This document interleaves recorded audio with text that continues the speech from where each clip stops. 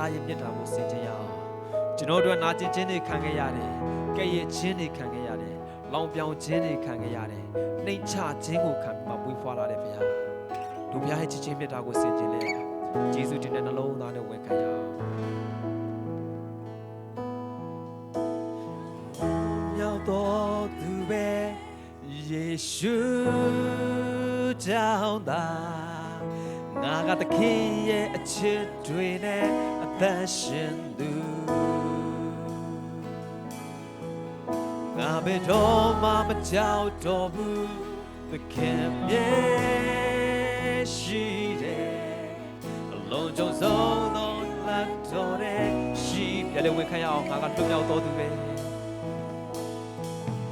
ငါကလွတ်မြောက်တော်သူပဲယေရှုကြောင့်သာငါကသခင်ရဲ့အချစ်တွေနဲ့သက်ရှင်ဘယ်တော့မှမကြောက်တော့ဘူးငါဘယ်တော့မှမကြောက်တော့ဘူးသခင်ရဲ့ရှိတယ်အလုံးစုံဆုံးသခင်လက်တော်ရဲ့ရှိနေတယ်လို့ချင်မျိုးမငါကိုမဆွဲချနိုင်ဘူးငါဟာသခင်ရဲ့အချစ်ခံရသူသခင်ငါကိုလုံးဝအဆုံးရှုံးသခင်ငါကိုထိခိုက်မခံဘူးသခင်ငါကိုလုံးဝအထိခိုက်မခံဘူး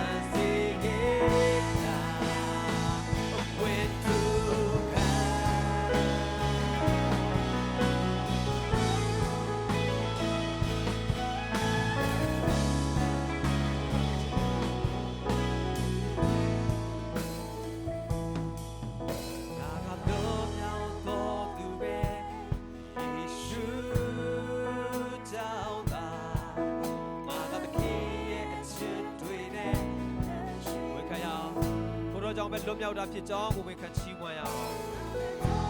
ဒီမှာတွေလားဖျားအမြဲတမ်းတူရှိနေတယ်ဘယ်တော့မှဘယ်ရောက်မှမကြောက်တော့ဘူးလို့ဝန်ခံလို့ချီးမွမ်းရအောင်အလုံးချုံတဲ့သခင်ရဲ့လက်တော်ထဲမှာရှိနေတယ်ဆိုတော့ဝန်ခံချီးမွမ်းရအောင်မျိုးမငါကိုသွေးငါကသခင်ရဲ့ချစ်တဲ့အာမင်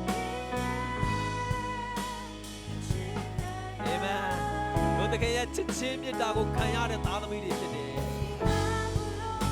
အဆုံးရှုံးမခံဘူး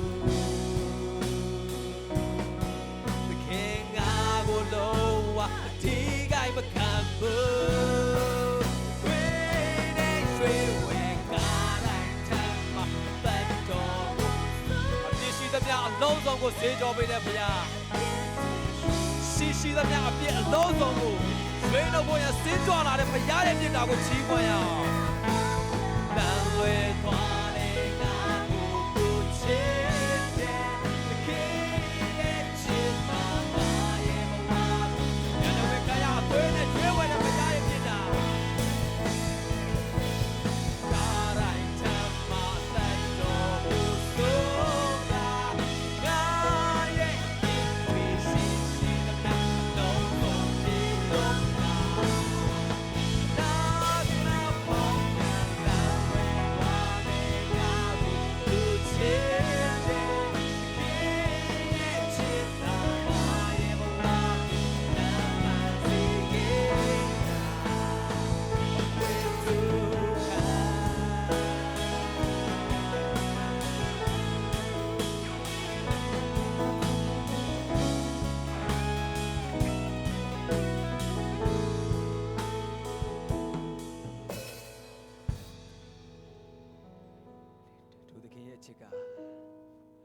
တို့ပြည့်ရှိသမျှအလုံးစုံကိုစေကြောပေးတာဖြစ်တယ်ကျွန်တော်အပြည့်အနှဲငယ်ကိုပဲမဟုတ်ဘူးရှိသမျှအပြည့်အလုံးစုံကိုစေကြောပြီးမှရွေးနှုတ်တဲ့ဘုရားဖြစ်တယ်ကျွန်တော်ကိုအင်မတန်ချစ်တဲ့ဘုရားဖြစ်တယ်ဒီနေ့ကျွန်တော်တို့လောကကိုစင်ကြွလာတဲ့ဘုရားဖြစ်တယ်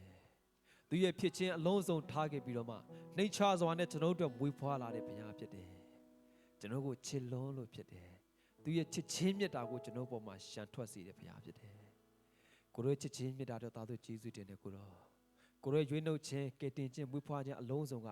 သားသမီးတို့ရဲ့အင်မတန်မှအတိတ်ပဲရှိပါတယ်ကိုရောသားမရွေးနှုတ်ခဲ့ရင်ကိုရောသားမကယ်တင်ခဲ့ရင်နေသားသမီးတို့ရဲ့လမ်းဆုံးကငရဲဖြစ်တယ်ကိုရောချစ်ချင်းမြတ်တာကြောင့်သားသမီးတို့ဒီ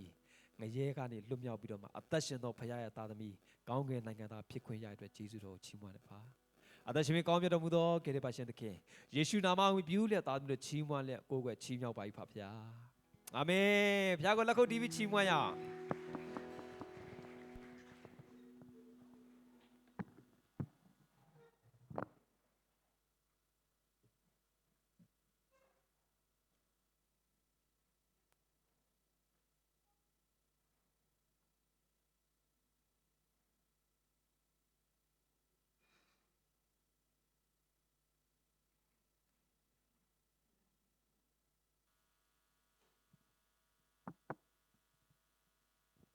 အားလုံးကိုမေရီခရစ်စမတ်ပါလို့နှုတ်ခွန်းဆက်ပါတယ်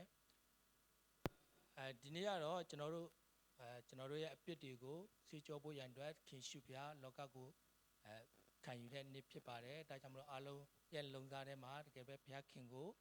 လက်ခံဖို့ရန်အတွက်ဘုရားခင်ကိုနေရာပေးဖို့ရန်အတွက်ကျွန်တော်နှလုံးသားတကားကိုဖွင့်ထားဖို့ရန်အချိန်ဖြစ်ပါတယ်အခုချိန်မှာကျွန်တော်နှုတ်ပတ်ကျမ်းစာတစ်ချက်ကိုဖတ်မှာဖြစ်ပါတယ်ရှင်လုကာခရစ်ဝင်ကျမ်းခန်းကြီး2အငယ်7ဖြစ်ပါတယ်ရှင်လုကာခရစ်ဝင်ကျမ်းခန်းကြီး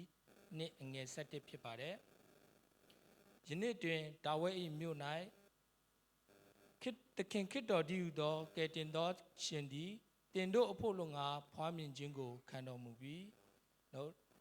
ဆုတောင်းကြပါစို့မြင့်မြတ်တန်ရှင်း၍သာသမီရောက်တန်းကိုချစ်လျက်သာသမီတို့အပြစ်ကြီးအတွက်ပေးဆက်ဖို့ရန်အတွက်လူစားတိကိုခံခဲ့သောခင်ရှုဖျားကိုရောကျေးဇူးတင်ပါတယ်။ဒီနေ့ရက်ဒီကိုရောလောကီလူသားအရောက်စီတိုင်းရဲ့အပြစ်ကိုစိတ်ကြဖို့ရန်အတွက်လူစားတိတော်ခံယူသောနေ့ရက်ဖြစ်တယ်လို့သာသမီတို့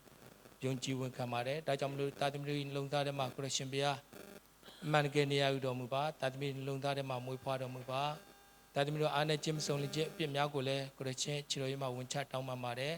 ။ကိုရရှင်ဖျားရှေ့လာမဲ့အနာဂတ်တတ်တာပေါ်မှာလဲကိုရရှင်ဘုရားခင်ဤလမ်းပြခြင်းပို့ဆောင်ခြင်းနဲ့တကွဘုရားခင်ဤချစ်ချင်းမေတ္တာကိုတိုးရခံစားရလျက်ကိုရရဲ့အလိုတော်တမန်တော်နဲ့ညီကောင်းမွန်စွာအသက်ရှင်နိုင်သောအသက်တာများဖြစ်သူဝိညာဉ်တော်ဘုရားအမသာပေးနာတော်မူပါနောက်တို့ဝတ်ပြုကိုးကွယ်ခြင်းစီစဉ်စလည်းဆုံးထအောင်ခင်ရှုဘုရားတူပါရှိပါမိကြောင်းကဲဒီပါကြီးသခင်ယေရှုဘုရား၏နာမတော်မြတ်၌အလိုယောဇသားအဖြစ်ဆက်ကပ်အနံပါတယ်ဖာအာမင်ခုချိန်မှာတော့ကျွန်တော်ဓမ္မသချင်းဒီဆိုဖို့ရချိန်ဖြစ်ပါတယ်ဓမ္မချင်းအခန်း81ကိုကျွန်တော်တို့အတူတူကဒီဆိုဖို့ရန်အတွက်ဖိတ်ခေါ်ပါတယ်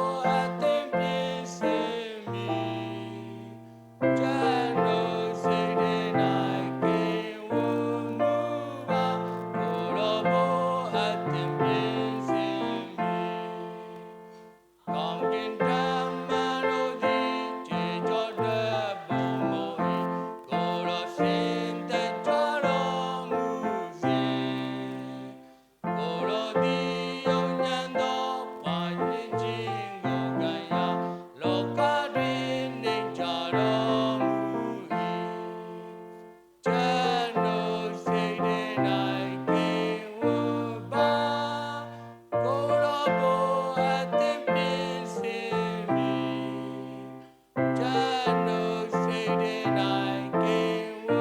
မူပါကိုရောဘောအတင်ပြင်းစင်ပြီမြေခွေမှာတွင်ရှိငမလည်းတရှိဒေါ်နာရှိတို့တဲ့ပင်နာတွေအိုဘယတာတော်မြတ်ကိုရောမြတ်ပေါ်ရင်ကျေရာဤကျန်တို့စိတ်တဲ့နိုင်ကေဝပါကိုရောဘောအတင်ပြင်းစင်ပြီကျန်တို့စိတ်တဲ့နိုင်ကေဝမူပါကိုရောဘောအတင်ပြင်းစင်ပြီ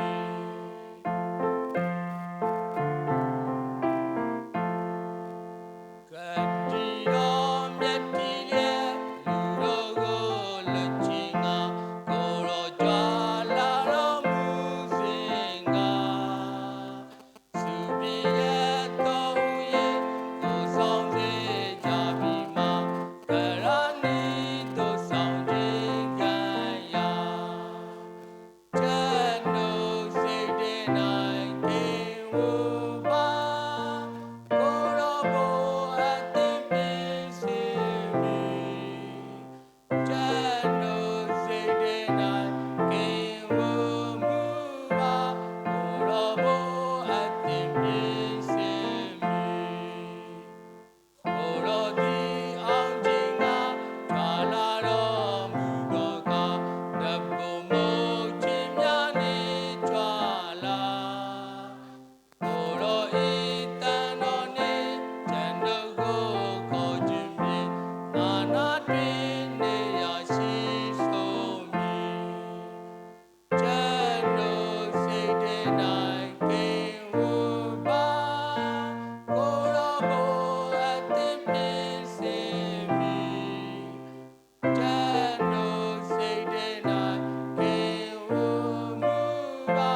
ကိုရောဘောအတင်ပြင်းစင်ပြီမတ်ချင်းကိုတည်ဆိုကြတဲ့တာသမီရောက်စတဲ့ပုံမှာဘုရားခင်ဓမ္မကောင်းချီးမင်္ဂလာတက်ရောက်ပါတယ်ခုချိန်မှာတော့ကျွန်တော်တို့ဘုရားခင်ကောင်းမြတ်ခြင်းဘုရားခင်မွေးဖွားခြင်းနဲ့ဆက်နိုင်ပြီးတော့ဂုဏ်တော်ချင်းချီးမွမ်းဖို့ရန်ခြင်းဖြစ်ပါတယ်ဂုဏ်တော်ချင်းချီးမွမ်းဖို့ရန်အတွက်ညီမငယ်မူဝါဆေးကိုယေရှုနာမဖြင့်ဖိတ်ခေါ်ပါတယ် Kaka.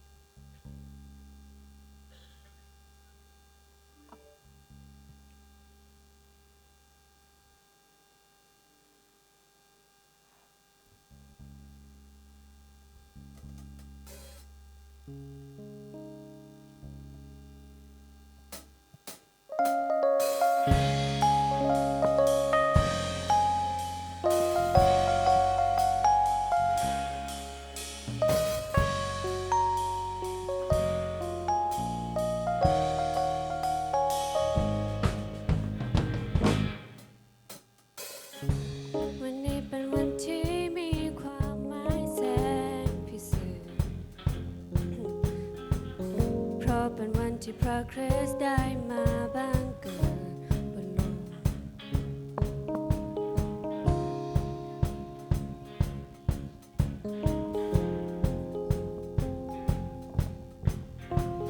แต่เป็นวันที่เต็มไปด้วยรักพระองค์แม้ตัวฉันจะมีช่องว่างในใจก็ไม่เคยหวั่นวันนี้พระเยซูคริสต์เติมรักให้เต็มมีความสุขในวันคริสต์มาสสุขสันต์ก็ให้จากนี้เต็มไปด้วยรักพระองค์เพราะทรงแสนดีโลกจึงเปรมปรีวันนี้เป็นวันแห่งความรักพระองค์มีความสุขในวันคริสต์มาสสุขสันต์วันคริสต์มาสประกาศข่าวดีคนบนโลกได้รู้ขออวยพรให้มีความสุขใจวันนี้เป็นวันแห่งความรักพระองค์ Merry Merry Christmas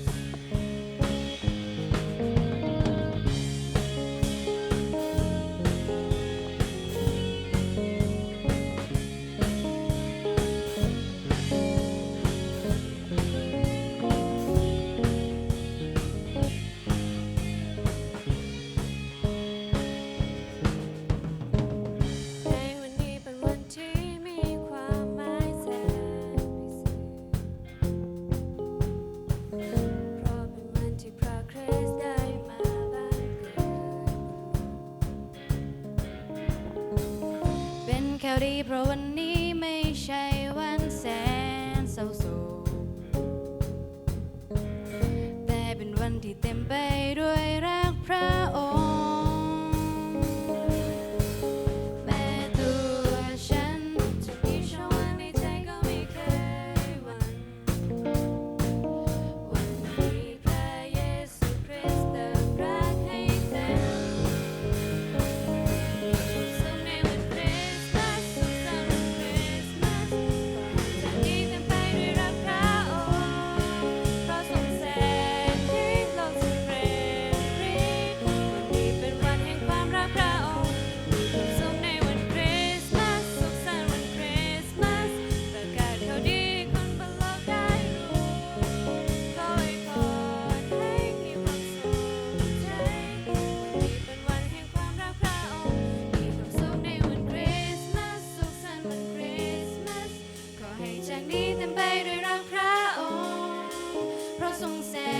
นดีโลกจึงเปรมปรีวันนี้เป็นวันแห่งความรักพระองค์มีความสุขในวันคริสต์มาสสุขสันต์วันคริสต์มาสประกาศข่าวดีคนบนโลกได้รู้ขออวยพรให้มีความสุขใจวันนี้เป็นวันแห่งความรักพระองค์ Merry Merry Christmas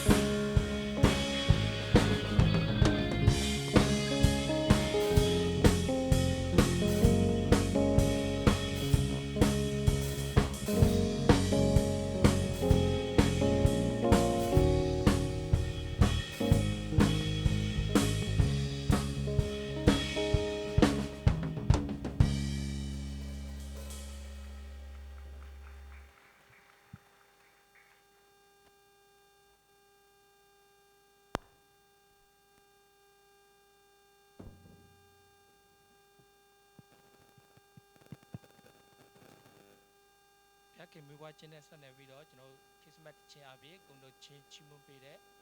ညီမငယ်နှစ်ယောက်ပေါ်မှာလည်းဖျက်ခင်တာ၍သုံးပြပါစေကောင်းချီးပေးပါစေလို့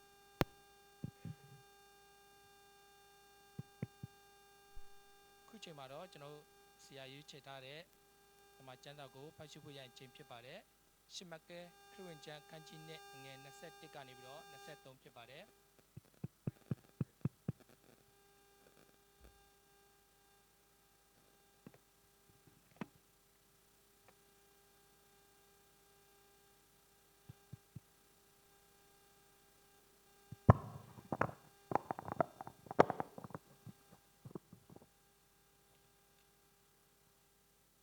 ကျမ်းစာကိုအတူတူကဖတ်ရှုဖို့ရန်အတွက်ရှမသက်ခရစ်ဝင်ကျမ်းအခန်းကြီး1အငယ်21ကနေပြီးတော့23ဖြစ်ပါတယ်။နောက်တွေ့ရှိပါကကျမ်းစာကိုအတူတူကဖတ်ကြပါစို့။တားယောက်ျားကိုဖ ဖွားမြင်လိမ့်မည်ထိုသားသည်မိမိလူတို့ကိုအပြစ်မှကယ်ချစ်မြစ်သူဖြစ်သောကြောင့်ယေရှုသောအမည်ဖြင့်မဲ့ရမည်ဟုကောင်းကင်တမန်ဆို၏ထိုအကြောင်းမူကားထာဝရဘုရားသည်ပရောဖက်ထားတော်မူသောဗျာဒိတ်တော်ပြည့်စုံမည်အကြောင်းသည်ဗျာဒိတ်တော်အချက်မူကားကြည့်ရှုလောသူတို့သမီးကညာသည်ပရိသေဆွဲယူ၍သားယောက်ျားကိုဖွားမြင်လက်တံထိုသားကိုအေမန်နွေလအမည်ဖြင့်မဲ့ရကြလက်တံဟုလာသည်အေမန်နွေလအနက်ကငါတို့နှင့်အတူရှိတော်မူသောဘုရားသခင်ဟုဆိုလိုသည်နှုတ်ပတ်တော်ကိုဖတ်ကြတဲ့ညီကောင်မောင်နှမအရောက်စတဲ့ပုံမှာဘုရားခင်တာရဲ့ကောင်းချီးပေးပါစေအခုချိန်မှာကျွန်တော်ဒီဘက်ပြန်လဲပြီးတော့ဘုရားခင်ကောင်းမြတ်ခြင်းကိုဂုဏ်တော်ချင်းချီးမွမ်းဖို့ရန်အတွက်ညီမငယ်တူတူတို့အဖွဲ့ကိုဖိတ်ခေါ်ပါတယ်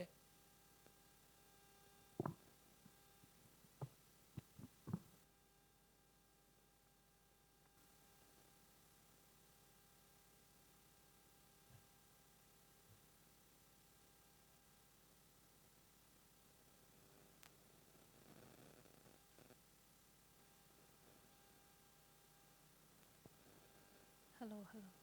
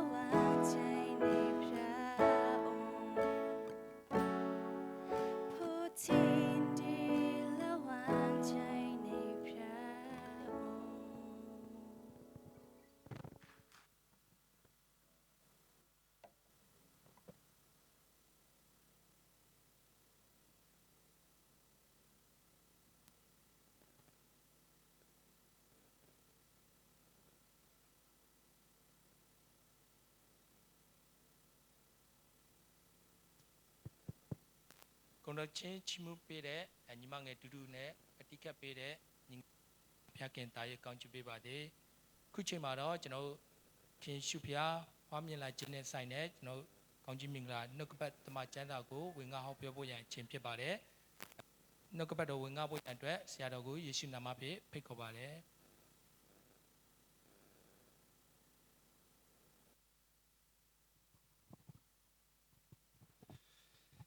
ဖျားခင်ကျေးဇူးတော်ချီးမွမ်းပါတယ်ပထမဆုံးအားလုံး Merry Christmas ပါလို့နှုတ်ခွန်းဆက်ပါတယ် Merry Christmas ပါ Merry Christmas နော်ပျော်ရွှင်သောမွေးနေ့ဖျားရဲ့ကျေးဇူးတော်ကိုခံစားရသော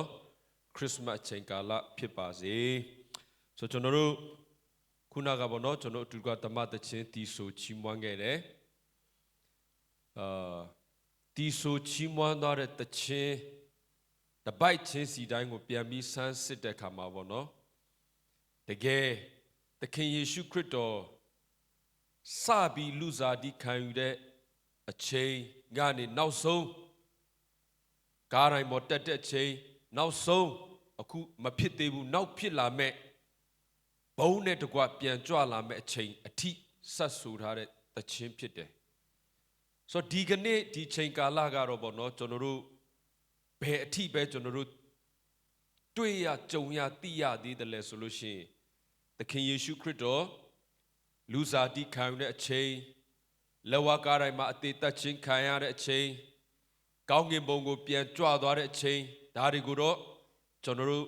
လူသမိုင်းမှာဖြစ်ခဲ့ပြီးကြုံခဲ့ပြီးတွေ့ခဲ့ပြီးကြားရပြီးဘာကြံသေးတယ်လဲဆိုတော့ကိုရောဒီဘုံနဲ့ကြွလာတဲ့အချိန်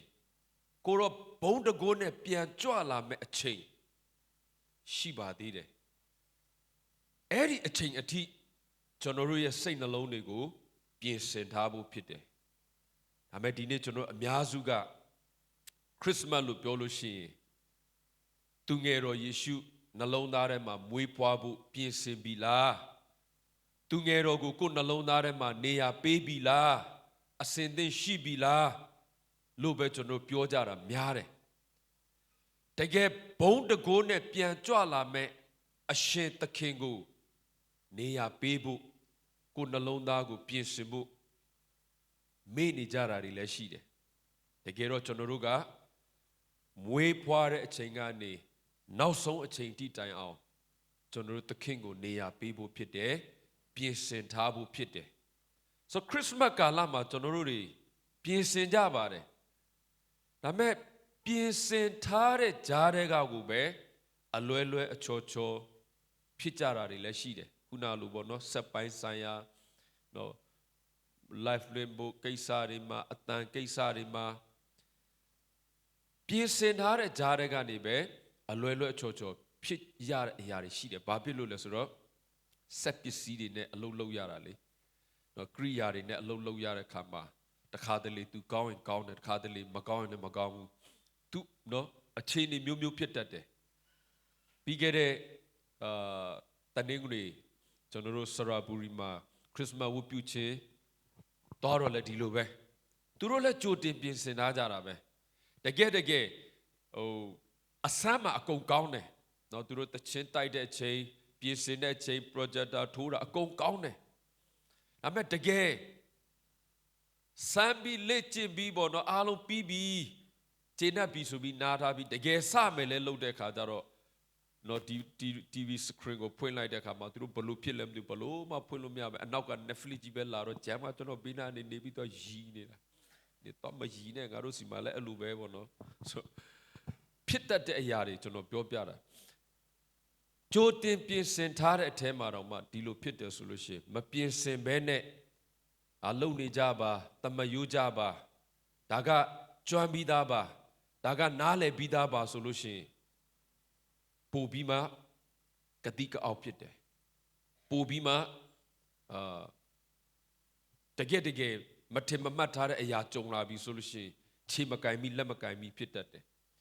ထို့နည်းတူပဲကျွန်တော်တို့ယုံကြည်သူတွေရဲ့ဝိညာဉ်ရေးအသက်တာမှာလဲနေ့စဉ်ကိုယ့်ရဲ့အသက်ရှင်ခြင်းကိုဘုံတကိုးနဲ့အောင်မြင်ခြင်းနဲ့ပြန်ကြွလာမဲ့သခင်ယေရှုခရစ်တော်ကိုနေရာပေးဖို့ပြင်ဆင်ထားရင်းနဲ့တော့ နှုတ်ကပတ်တော်နဲ့ဆင်ခြင်နေရင်းနဲ့တော့တမာတရားနဲ့အသက်ရှင်ပြီးတိဆောက်နေရင်းနဲ့တော့တကယ်လောကဓာတ်တွေလောကအခက်အခဲတွေကြုံလာရတဲ့အခါမှာလောကစုံစမ်းခြင်းတွေကြုံလာရတဲ့အခါမှာလောကလက်ဖျားခြင်းတွေကြုံလာရတဲ့အခါမှာကျွန်တော်တို့တော့ချက်ချင်းဘာလို့ရမှမသိဖြစ်သွားတတ်တယ်မပြေစင်ထားပဲနဲ့ဒါကခရစ်စမတ်ပါလူတိုင်းကြုံနေကြပါငယ်ငယ်လေးတဲ့ကနေပါဝင်လာကြငယ်ငယ်လေးတဲ့ကနေရှိနေကြငယ်ငယ်လေးတဲ့ကနေယဉ်နီးပြီးသားပါလို့ဆိုလို့ရှိရင်အဲ့ဒီမပြေစင်ထားပဲနဲ့ထုံတန်းစင်လာအရာအသက်ရှင်နေမယ်ဓလေ့တစ်ခုအနေနဲ့ပဲမိယိုဖလာအနေနဲ့ပဲသွားနေမယ်ဆိုရင်တကယ်လောကရဲ့စုံစမ်းခြင်းတွေလောကရဲ့ဖျားယောင်းတွေးဆောင်မှုတွေလောကရဲ့လက်ဖျားခြင်းတွေကြုံလာပြီဆိုလို့ရှိရင်အဲ့ဒီအသက်တာကကြမ်းကြမ်းခံနိုင်ဖို့ခက်တယ်။ဒါကြောင့်ချစ်တော်ညီကိုမောင်မများနော်ကျွန်တော်တို့ရဲ့အသက်တာကိုပြင်ဆင်ပါခရစ်တော်ကိုနေရာပေးဖို့ပြင်ဆင်ပါလို့ပြောတဲ့အခါမှာဒီခရစ်စမတ်အချိန်ကာလလေးတဝိုက်ကိုပဲပြောတာမဟုတ်ဒီခရစ်စမတ်အချိန်ကာလလေးတော့တလစာနလစာလေးကိုပဲပြောတာမဟုတ်ဘူးသူငယ်တော့ဖွားမြင်တဲ့အချိန်ကနေဘုံတကိုးနဲ့ပြန်ကြွလာမယ်အချိန်အထိမျော်လင့်ပြင်ဆင်ရတယ်လို့ကျွန်တော်တို့ရဲ့နေ့စဉ်အသက်ရှင်ခြင်းကလည်းအဆုံးတိုင်အောင်ပြင်ဆင်ထားဖို့လိုအပ်တယ်ဆိုတော့ကိုတတိပြုစေခြင်းနဲ့ဆိုတော့ကျွန်တော်တို့ရှမသက်ခရစ်ဝင်ခန်းကြီး1အငယ်21ကနေ23ကိုဖတ်တဲ့အခါမှာအချက်2ချက်ပေါ့နော်ကျွန်တော်အဓိကခွန်အားပေးခြင်းပါတယ်သခင်ယေရှုခရစ်တော်ဘလို့လုပ်ပြီးလူစားတိခံယူတယ်လဲ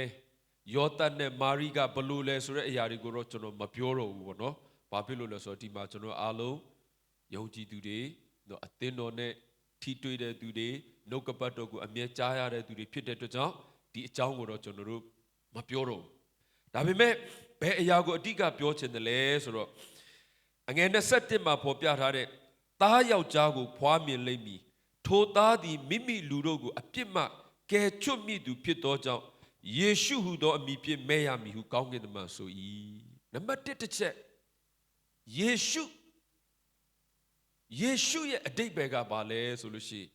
မိမိလူတို့ကိုအပြစ်မှကယ်ချွတ်မိသူသခင်ယေရှုခရစ်တော်သည်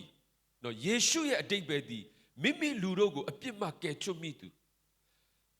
အမြဲတမ်းကျွန်တော်ပြောနေတယ်အမြဲတမ်းလည်းကျွန်တော်ကြားရတယ်သခင်ယေရှုခရစ်တော်ဒီလောကသို့ကြွလာခြင်းသည်အဓိကရည်ရွယ်ချက်သည်လူသားအလုံးကိုအပြစ်ကနေရွေးနှုတ်ကယ်တင်ဖို့ဖြစ်တယ်ပြီးခဲ့တဲ့ခလေးများခရစ်စမတ်မှာပေါ့နော်ကျွန်တော်နှုတ်ကပတ်တော်ဝင်ငှခဲ့တယ်ခလေးတွေနားလည်လွယ်မဲ့မိခွန်းလေးနဲ့နင်တို့ဘာဖြစ်လို့လူဖြစ်လာတယ်လဲနင်တို့ဘလို့လုပ်ပြီးလူဖြစ်လာတယ်လဲနင်တို့ဘာရည်ရွယ်ချက်နဲ့လူဖြစ်ဖို့ဒီလောကထဲရောက်လာတယ်လဲစသဖြင့်ခလေးတွေကိုမေးတဲ့အခါမှာသူတို့မသိဘူးလူကြီးတွေလည်းမသိဘူးကျွန်တော်တို့လည်းဒီလောကကြီးတဲ့ကိုဘလို့လုပ်ပြီးလူလာဖြစ်ရတာလဲဘာရည်ရွယ်ချက်နဲ့လူလာဖြစ်ရတာလဲလူမဖြစ်ခင်တည်းကကျွန်တော်ကတော့လူလောကထဲသွားမယ်ဒီရည်ရွယ်ချက်တွေနဲ့လူသွားဖြစ်မယ်ဆိုရဲလူတယောက်မှမရှိဘူးရွေးချယ်ခွင့်ရမယ်ဆိုရင်တချို့ဆိုလို့ရှိရင်ငါလူတော်မဖြစ်ချင်လူလောကကြီးကပင်ပန်းစရာကောင်းလိုက်တာဒီမနေ့မှာပေါ့နော်ကျွန်တော်ညီကိုတချို့စကားပြောနေညီကိုတယောက်အကြောင်းလေးပြောဖြစ်တယ်ကျွန်တော်နှုတ်ကပတ်တော်နဲ့လည်းဆက်ဆက်မိတဲ့အခါစင်ချင်မိတယ်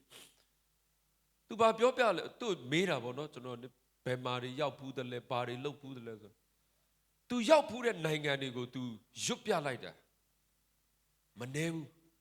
အသက်14နှစ်လောက်ကနေထိုင်းနိုင်ငံကိုရောက်လာပြီးတနိုင်ငံပြီးတနိုင်ငံသူအလုတ်လိုက်ရင်းနဲ့ပေါ့နော်လုတ်နေတဲ့အရာတွေဒီအရှေ့တောင်အာရှဆိုကုန်တလောက်ပဲနော်ဟိုဥရောပဂျာမနီတို့ဘာတို့အထိသူအကုန်ရောက်ပြီးသူအလုတ်လုပ်တယ်အသက်ကြီးတော့ကျွန်တော်ထက်တောင်ငယ်အောင်ပဲရောက်တဲ့နိုင်ငံတွေကမနေဘူးဒါပေမဲ့နောက်ဆုံးမှာအဲ့ဒီကာလတစ်လျှောက်လုံးက तू ကဘာအတွက်ပဲလဲဆိုတော့ပတ်စံရှာဖို့ပဲအလုတ်နေနောက်ဆုံးအခုမှသခင်ခရစ်တော်ကိုမိမိကယ်တင်ပါရှင်နဲ့ လက်ခံယုံကြည်လာတာနှစ်ဝန်းကျင်ပဲရှိသေးတယ်သူပင်ပန်းခဲ့ရတဲ့အရာတွေယုံကန်ခဲ့ရတဲ့အရာကျွန်တော်ဆိုချင်တာကကျွန်တော်တို့တွေရည်ရွယ်ချက်မရှိဘဲနဲ့လူဖြစ်လာပြီးမှနောက်မှပညာတွေသင်အတိတရားတွေရှိလာဆုံးမတဲ့စကားတွေတွင်တင်တဲ့စကားတွေရလာပြီးမှအော်လူဖြစ်လာမှတော့ဒီလိုရည်ရွယ်ရမယ်ဒီလိုပန်းနိုင်ရှိရမယ်ဒီလိုအသက်ရှင်ရမယ်ဆိုတာဖြစ်လာတာဒါပေမဲ့လူမဖြစ်ခင်တုန်းကဘလို့ရည်ရွယ်ချက်တွေနဲ့လူသွားဖြစ်မယ်ဆိုတော့ကျွန်တော်မစဉ်းစားဘူးစဉ်းစားလို့လည်းမရအောင်စဉ်းစားပိုင်ခွင့်လည်းမရှိဆိုချင်တာကကျွန်တော်တို့မရွေးချယ်ရဘဲနဲ့လူဖြစ်လာရတယ်ရွေးချယ်ခွင့်ရမယ်ဆိုရင်ငါလူမဖြစ်ချင်ဘူးလို့ရွေးမဲ့လူတွေလည်းအများကြီးရှိတယ်တထေးလည်းမဖြစ်ချင်ဘာမှမဖြစ်ချင်တာတော့လောကကြီးမှာလူအလုံးကသူ့ဟာနဲ့သူဆင်းရဲဒုက္ခရောက်နေရတာပဲဒါပေမဲ့သခင်ယေရှုခရစ်တော်ကြတော့ရည်ရွယ်ချက်ရှိတယ်ဥတီချက်ရှိတယ်သခင်ယေရှုခရစ်တော်ဒီလောကသို့ကြွလာခြင်းသည်ဥတီယာမဲ့ကြွလာတာမဟုတ်ဘူးရည်ရွယ်ချက်မဲ့ကြွလာတာမဟုတ်ဘူးလောကီလူသားအားလုံးကိုအပြစ်ကနေရွေးနှုတ်ကယ်တင်မယ်ဆိုတဲ့ရည်ရွယ်ချက်နဲ့ဥတီချက်နဲ့ယေရှုခရစ်တော်ကလူစားတိကိုခံယူခဲ့တာဖြစ်တယ်တကယ်တော့ပြန်ကြည့်မယ်ဆိုလို့ရှိရင်ဒီလောကကြီးကဖယားရဲ့မျက်စိနဲ့ကြည့်မယ်ဖယားရဲ့နေရာကနေကြည့်မယ်ဖယားသခင်စံပယ်နေတဲ့ကောင်းကင်ဘုံကောင်းကင်နိုင်ငံကနေကြည့်မယ်ဆိုရင်ဒီလောကကြီးကယွန်ရှားစရာတွေဒီလောကကြီးကယုံညံ့တဲ့အရာတွေဒီလောကကြီးကပုတ်စော်နံနေတဲ့အရာတွေဒီလောကကြီးကတကယ့်ကိုညစ်ပတ်ပေးရနေတဲ့လောကကြီးမကျွန်တော်တို့ကိုကတော့မသိဘူးပေါ့ကိုကတော့ပျော်နေတာပေါ့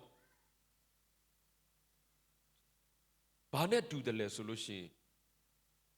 အိမ်သာတွင်းထဲမှာရောက်နေတဲ့လောက်ကလေးတွေလို့ပေါ့အပြင်ကနေကြည့်လိုက်တော့အပြင်လူတယောက်အနေနဲ့ကြည့်တော့ဟာယွန်စရာပေါ့ဒါပေမဲ့အဲ့ဒီလောက်ကလေးတွေအတွက်ကတော့အဲ့ဒီအိမ်သာကသူ့ရဲ့နန်းတော်ပဲအဲ့ဒီလောက်ကလေးတွေကတော့ပေါ့နော်အဲ့ဒီအိမ်သာတွင်းကြီးကဒါသူ့ရဲ့နန်းတော်သူ့ရဲ့ဆယ်သက်စာစားမကုန်နဲ့မဲ့မောစရာကြီးဒါပေမဲ့အပြင်ကလူတယောက်အနေနဲ့ကြည်လိုက်လို့ရှိရင်အနံ့လဲနံ့နဲ့ညစ်လဲညစ်ပတ်တဲ့ယောဂလဲစုံနဲ့တော့မထိချင်မကန်ချင်တဲ့အရာကြီးလောကကြီးကဒီလိုပဲကျွန်တော်တို့လူတွေအနေနဲ့သာလူသားတယောက်အနေနဲ့လူဇာတိလူသဘောတဘာဝလူအတွေးခေါ်တွေနဲ့ကြည်လိုက်လို့ရှိရင်ဒီကဘာကြီးကတော့လူလောကကြီးကတော့ပျော်စရာတွေတတ်မဲ့စရာတွေကျဉ်တ်စရာတွေဂုဏ်ယူစရာတွေဝမ်းမြောက်စရာတွေအပြည့်ပဲလို့ထင်ရပေမဲ့တကယ်ဖယားသခင်ရဲ့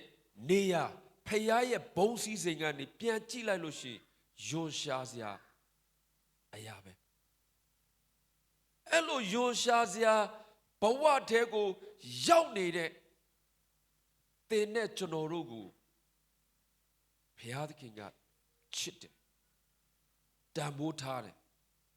တပါးသီးသောသားတော်ယေရှုခရစ်တော်ကိုစေလွတ်ပြီးမှယွန်ရှားစရာအပြစ်ဖြစ်နေတဲ့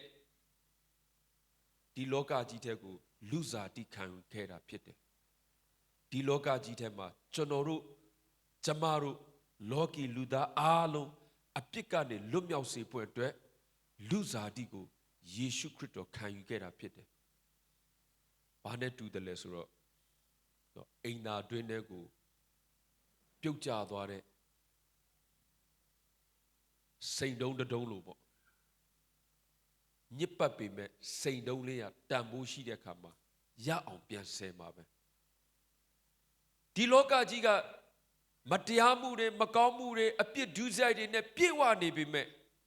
ယွန်ရှားစရာကောင်းပေမဲ့ဖယားသခင်ရဲ့မျက်စိထဲမှာကျွန်တော်တို့ကိုချစ်တဲ့အခါမှာဖယားရဲ့နှလုံးသားထဲမှာလောကီလူသားတွေကိုချစ်တဲ့အခါမှာသူ့ရဲ့ဘယင်မင်းမြောက်တစားအမြင့်ဆုံးသောဖယားရဲ့နာမနော်ဘယင်တကာတို့ရဲ့ဘယင်အရှင်တကာတို့ရဲ့အရှင်သခင်တကာတို့ရဲ့သခင်ဆိုတဲ့တရဖူကိုချွတ်တကယ်တန်ရှင်တောက်ပြောင်တဲ့တန်ဖိုးကြီးမားတဲ့သူ့ရဲ့ဝတ်ယုံတွေကိုချွတ်အကုန်လုံးတစ်ခုပြီးတစ်ခုသူချွတ်ပြီးမှ အိမ်သာတွင်းနဲ့ကြာနေတဲ့ကျွန်တော်တို့ကိုစင်ကယ်ရတဲ့စင်ယူရတဲ့ပုံစံမျိုးဒါမျက်စိထဲမှာမြင်အောင်ပြောပြတာအမှန်တော့အဲ့ဒီထက်တောင်ပိုပြီးလောကကြီးကအမင်္ဂလာတွေပြည့်နေတာကျွန်တော်တို့ကိုဘုရားခင်အဲ့ဒါလောက်ထိချစ်တယ်ဆိုတော့ကိုသိစေချင်တာအပြစ်သားဘဝကအဲ့ဒီထက်ပိုပြီးယွန်ရှာစရာကောင်းတယ်အပြစ်သားဘဝကအဲ့ဒီထက်ပိုပြီးကြောက်စရာကောင်းတယ်အပြစ်သားဘဝကအဲ့ဒီထက်ပိုပြီးမှနာကျင်စရာတွေ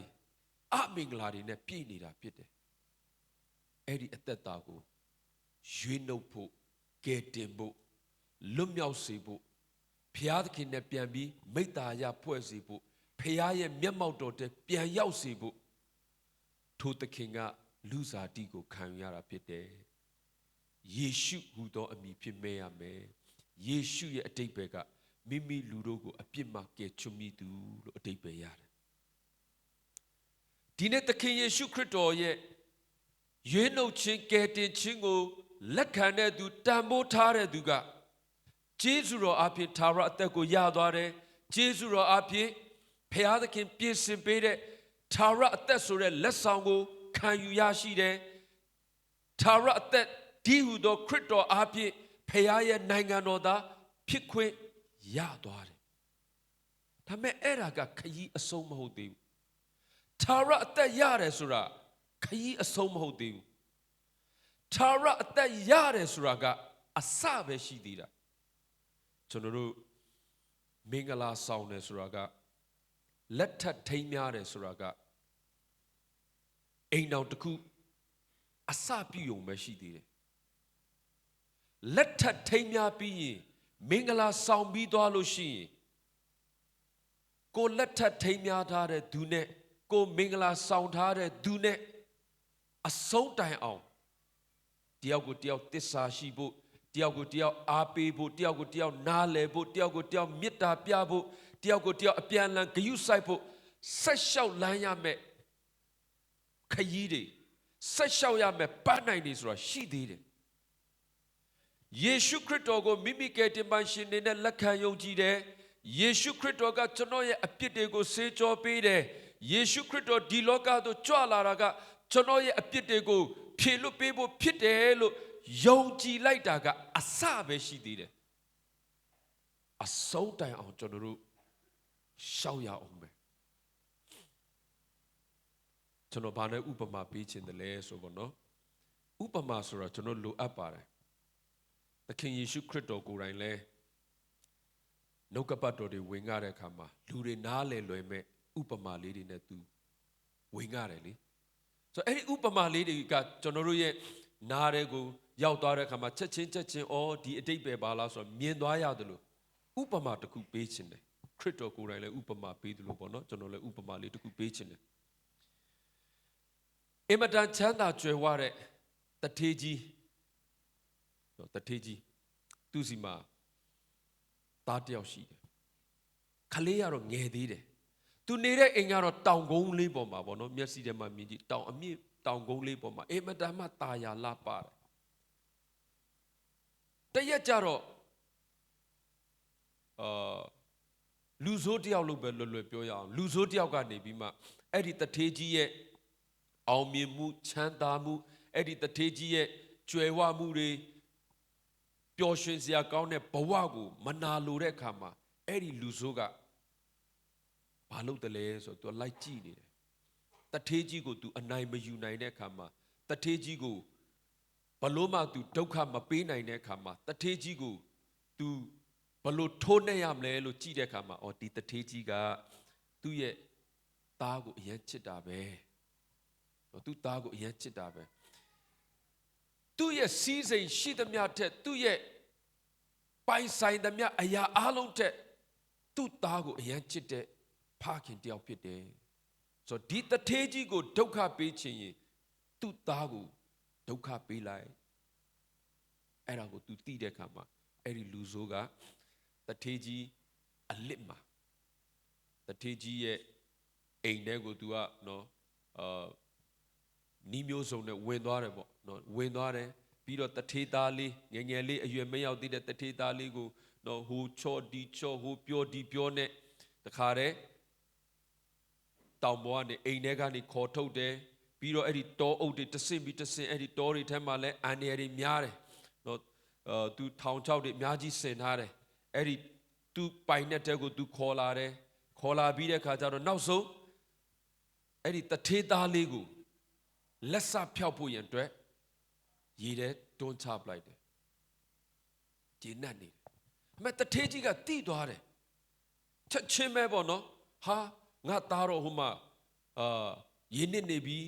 လူဆိုးရဲ့လက်ဖျားမှုနဲ့တောင်အောက်ကိုလည်းရောက်သွားပြီးအန်နယ်များတဲ့နေရာကိုလည်းရောက်သွားပြီးရေနဲ့နစ်နေပြီးဆိုတဲ့အခါကျတော့တထေးကြီးကချက်ချင်း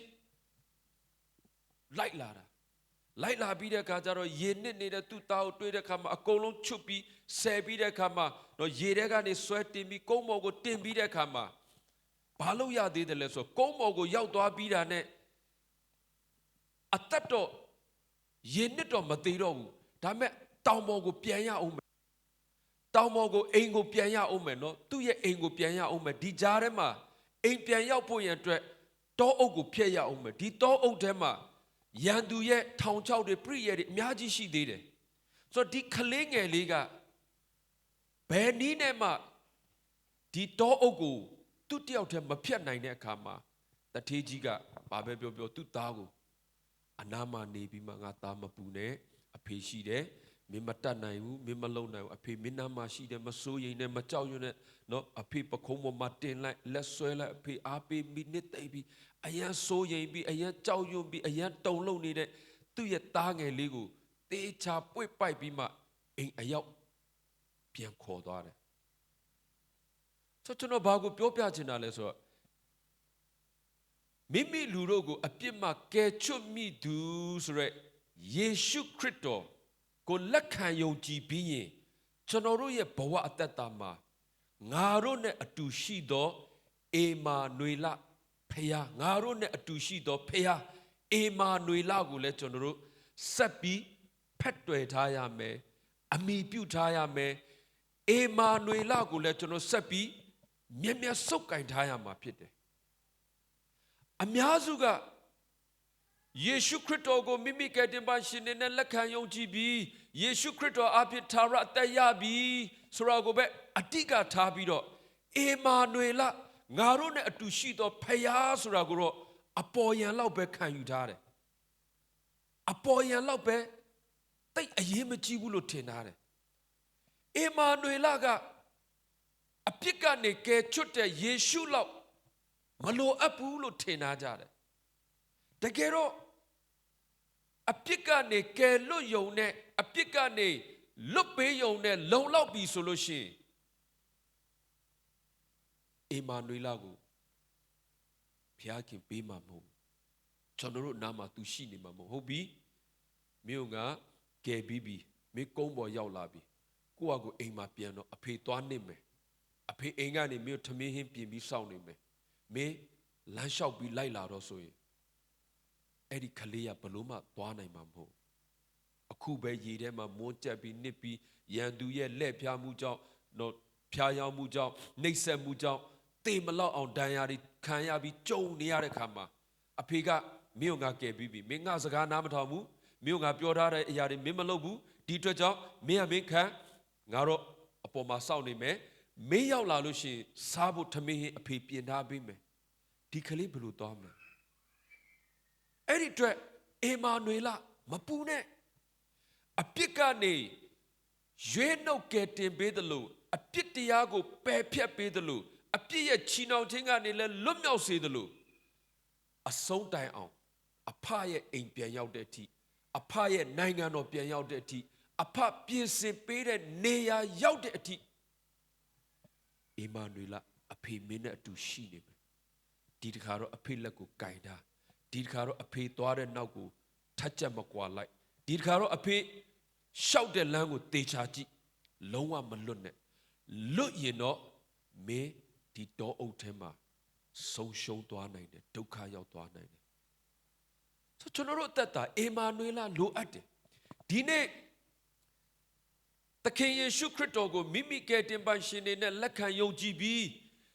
ကျေးဇူးတော်အပြင်သာရအသက်ရပြီးကျေးဇူးတော်အပြင်အောင်မြင်တော်သူဖြစ်ပြီးကျေးဇူးတော်အပြင်ဖယားသားဖြစ်ပြီးကျေးဇူးတော်ကြောင့်အပြစ်ငရဲကနေလွတ်ခြင်းအခွင့်ရပြီဆိုပြီးမှကိုယ်သဘောတိုင်းကိုကျွန်တော်အသက်ရှင်လို့မရဒီလောကကြီးထဲမှာစုံစမ်းနှောက်ယှက်မှုတွေအများကြီးရှိတယ်ဒီလောကကြီးထဲမှာလက်ဖျားတဲ့အရာတွေအများကြီးရှိတယ်နေ့စဉ်နဲ့အမျှကျွန်တော်တို့ကိုဆုံးရှုံးသွားအောင်နေ့စဉ်နဲ့အမျှကျွန်တော်တို့ကိုပျက်စီးသွားအောင်နေ့စဉ်နဲ့အမျှကျွန်တော်တို့ကိုလမ်းလွဲသွားအောင်လက်စားမဲ့စာရမာနရဲ့ထောင်ချောက်တွေအများကြီးရှိသေးတယ်ဒါကြောင့်ကျွန်တော်တို့အေမာနွေလကိုရောကျွန်တော်တို့နဲ့အတူရှိဖို့လိုအပ်တယ်ကိုရောနဲ့အတူကျွန်တော်သွားလာတတ်ဖို့လိုအပ်တယ်ကျွန်တော်တို့စိတ်တက်ကြတဲ့အချိန်မှာကိုရောရဲ့နှုတ်ကပတ်တော်နဲ့အားပေးခြင်းကိုကျွန်တော်လိုအပ်တယ်ကျွန်တော်မျောလင့်ချက်မဲ့တဲ့အခါမှာကိုရောရဲ့ခွန်အားပေးခြင်းတွေကိုရောရဲ့နှုတ်ကပတ်တော်နဲ့ဂတိတော်တွေကိုကျွန်တော်ပြန်ပြီးမြင့်တက်ဖို့လိုအပ်တယ်အဲ့ဒါမှကျွန်တော်တို့ကတကယ်အဖရဲ့အိမ်ကိုလုံလုံခြုံခြုံနဲ့ကောင်းကောင်းမွန်မွန်နဲ့ပြန်ရောက်နိုင်ပါအမေဒီနေ့ဝမ်းနည်းစရာကောင်းတာကယုံကြည်သူတော်တော်များများကယေရှုခရစ်တော်ကိုယုံကြည်ပြီးဆိုပြီးအေမာနွေလကိုဘေးဖယ်ထားတယ်ကိုယ့်သဘောအတိုင်းကိုအသက်ရှင်တယ်ဒီလောကတောအုပ်ကြီးထဲမှာယေနစ်နေတဲ့နေရာကနေကုန်းပေါ်တော့ရောက်လာပြီးအဖအိမ်ပြန်ရောက်ဖို့အတွက်ဖြတ်တန်းရမယ်ဒီလောကဆိုတဲ့တောအုပ်ကြီးထဲမှာစုံစမ်းနှောက်ယှက်မှုတွေလက်ပြားခြင်းတွေမကောင်းမှုတွေအမျိုးမျိုးနဲ့ထောင်ချောက်ဆင်ထားတဲ့ဒီလောကတောအုပ်ကြီးထဲမှာအေမာနွေလကိုအမိမပြုတ်ပဲနဲ့ငါတို့နဲ့အတူရှိသောဖျားကိုကျွန်တော်အာမကိုပဲနဲ့ကိုရောရပြီရွေးနှုတ်ပေးတဲ့အတွက်ယေရှုတင်တယ်အပြစ်ကနေကယ်လွတ်ပေးတဲ့အတွက်ယေရှုတင်တယ်ဂျန်နာတော့ကျွန်တော်ဆက်သွားမယ်ကျွန်တော်ဘဝကိုကျွန်တော်နီလန်အတိုင်းကျွန်တော်ဆက်သွားမယ်အောင်မြင်အောင်ကျွန်တော်စူးစမ်းကြည့်မယ်ပျော်စရာကိုကျွန်တော်ရှာကြည့်မယ်ကိုနီလန်နေနဲ့ကိုလှုပ်ပြီးကိုနီလန်နေနဲ့ကိုသွားတဲ့အခါမှာအဲ့ဒီတောအုပ်ထဲမှာပဲတဝဲလဲနဲ့ဘယ်မှမရောက်တဲ့သူတွေလည်းရှိတယ်အဲ့ဒီမှာပဲတစ်ခါပြန်ပြီးလဲသွားတဲ့သူတွေလည်းရှိတယ်အဲ့ဒီမှာပဲဆုံးရှုံးသွားတဲ့သူတွေရှိတယ်အေမာနွေလလိုအပ်ပါတယ်ဒါကြောင့်လဲဘုရားသခင်ကကျွန်တော်တို့ကိုအပြစ်ကနေရွေးနှုတ်ကယ်တင်ရုံတက်မဟုတ်ပဲနဲ့အဖရဲ့အိမ်ကိုလုံခြုံနဲ့အောင်မြင်သောသူအနေနဲ့ဖျားဘုန်းတော်ထင်ရှားသောသူအနေနဲ့ပြန်ရောက်ဖို့ရန်အတွက်ကျွန်တော်တို့နဲ့အတူရှိပေးနေတာဖြစ်တယ်တန်ဖိုးထားရပြီးခဲ့တဲ့14ရက်နဲ့တနင်္ဂနွေနေ့မှာကျွန်တော်ဝင်ရတယ်လို့သခင်ခရစ်တော်ကကျွန်တော်တို့ရဲ့နှလုံးသားတကားကိုခောက်နေကျွန်တော်တို့နဲ့အတူတူဝင်ပြီးမှကျွန်တော်တို့နဲ့အတူတူစားမယ်အောင်မြင်သောသူကထိုသခင်နဲ့အတူတူထိုင်ရမယ်ဆိုအတိတ်ဘက်ကကျွန်တော်တို့ကအိမ်ရှင်သခင်ယေရှုခရစ်တော်ကဧည့်သည်ကိုကျွန်တော်တို့ဘယ်လိုဧည့်ခံမလဲကျွန်တော်အိမ်ကိုဧည့်သည်လာမယ်ဆိုရင်ကိုကြိုက်တဲ့အရာပဲကိုကျွေးမယ်ကိုစားချင်တဲ့အရာကိုပဲဧည့်သည်ကိုကျွေးမယ်ဧည့်သည်မကြိုက်မှန်းသိတယ်ဒါပေမဲ့ကိုကြိုက်တယ်ဧည့်သည်သဘောမကျမှန်းသိတယ်ဒါပေမဲ့ကိုသဘောကျတယ်ကိုသဘောကျတာပဲကိုလှုပ်ပေးမယ်ကိုသဘောကျတာပဲကိုဧည့်ခံမယ်ဆိုလို့ရှိရင်ဧည့်သည်အတွက်အစင်မပြေဘူးထိုနည်းတူပဲသခင်ယေရှုခရစ်တော်ကကျွန်တော်တို့နှလုံးသားတကားကိုခောက်နေတယ်ဆိုတဲ့အခါမှာသူဝင်လာခြင်းနဲ့အိမ်ရှင်ဖြစ်တဲ့ကျွန်တော်တို့ကသခင်ခရစ်တော်ကြိုက်တဲ့အစာတွေနဲ့ဧည့်ခံမလားကိုအကြိုက်နဲ့ကိုဧည့်ခံမလားသခင်ခရစ်တော်ကြိုက်နေတဲ့အရာတွေကဘာလဲဆိုတော့ယောသားခြင်းဖြောင့်မတ်ခြင်းနှိမ်ချခြင်းသစ္စာရှိခြင်းဝမ်းမြောက်ခြင်းပျော်ရွှင်ခြင်းမင်္ဂလာရှိခြင်းဆိုတဲ့အရာတွေဒါပေမဲ့ကျွန်တော်တို့အိမ်မှာကသခင်ခရစ်တော်ကြိုက်တဲ့အရာတစ်ခုမှမရှိနေဘူးယောသားခြင်းလည်းမရှိဘူးဖြောင့်မတ်ခြင်းလည်းမရှိဘူးနှိမ်ချခြင်းလည်းမရှိဘူးဝမ်းမြောက်ခြင်းလည်းမရှိဘူးပျော်ရွှင်ခြင်းလည်းမရှိဘူးကိုယ်အိမ်မှာရှိနေတာကမယောသားတာမဖြောင့်မတ်တာအနိုင်ကျင့်တာခေါင်းပုံဖြတ်တာလောဘဒေါသမောဟသခင်ကိုကျွန်တော်ဘယ်လိုဧည့်ခံကျွန်တော်တို့ကတော့အဲ့ဒီကိုကြိုက်တဲ့အရာတွေနဲ့ကိုဧည့်ခံပြီးကိုယ့်အကိုဂုံယူနေကိုယ့်အကိုဝမ်းမြောက်နေမဲ့သခင်ကြည်ပြီး စိတ်ပြက်နေဘယ်လိုလုပ်မလဲတကယ်အောင်မြင်တဲ့အချိန်သခင်ဘုန်းတော်နော်ထင်ရှားတဲ့အချိန်သခင်ဘေးနားမှာကျွန်တော်ထိုင်ခွင့်ရဖို့ဆိုတဲ့အရာကမဖြစ်နိုင်တော့ဆိုကျွန်တော်တို့အသက်တာအေမာနွေလလိုအပ်တယ်ဆိုတော့ကိုကျွန်တော်တတိပြုစေချင်တာမိမိလူတို့ကိုအပြစ်ကနေကယ်ချွတ်မဲ့ယေရှုခရစ်တော်ကိုယုံကြည်တဲ့အတွက်ကြောင့်အပြစ်လွတ်ခြင်းအခွင့်ရတယ်လို့အေမာနွေလသခင်နဲ့သက်တော်အသက်တာသခင်ဘုန်းတော်ထင်ရှားစေသောအသက်တာသခင်အလိုတော်နဲ့ညီအောင်မြင်သောသူဖြစ်ဖို့သခင်နဲ့အတူတူမိတ္တာယဖွဲ့ပြီးမှအောင်မြင်သောသူဖြစ်ဖို့ဆိုရင်ဒီလောကတောအုပ်ကြီးထဲမှာနေ့စဉ်နဲ့အမျှကျွန်တော်တို့အေမာနွေလကိုကျွန်တော်တို့လိုအပ်တယ်ကိုရောအတူရှိခြင်းကိုလိုအပ်တယ်ကိုရောကိုကျွန်တော်ဘေးဖယ်လို့မရကိုရောကျွန်တော်တို့ကိုအမြဲတမ်းတွင်တင်နေတယ်လမ်းပြနေတယ်ပို့ဆောင်နေတယ်ကောင်းကြီးပေးနေတယ်နှုတ်ကပတ်တော်နဲ့တွာလာရမယ်အဲ့ဒီအရာကခလေးကအစလူကြီးအထိလိုအပ်တယ်အေမာနွေလကသူကခလေးပဲထားလိုက်ပါမဟုတ်ဘူးယုံကြည်သူတိုင်းတယောက်ချင်းစီတိုင်းရဲ့အသက်တာမှာခလေးကအစလူကြီးအထိ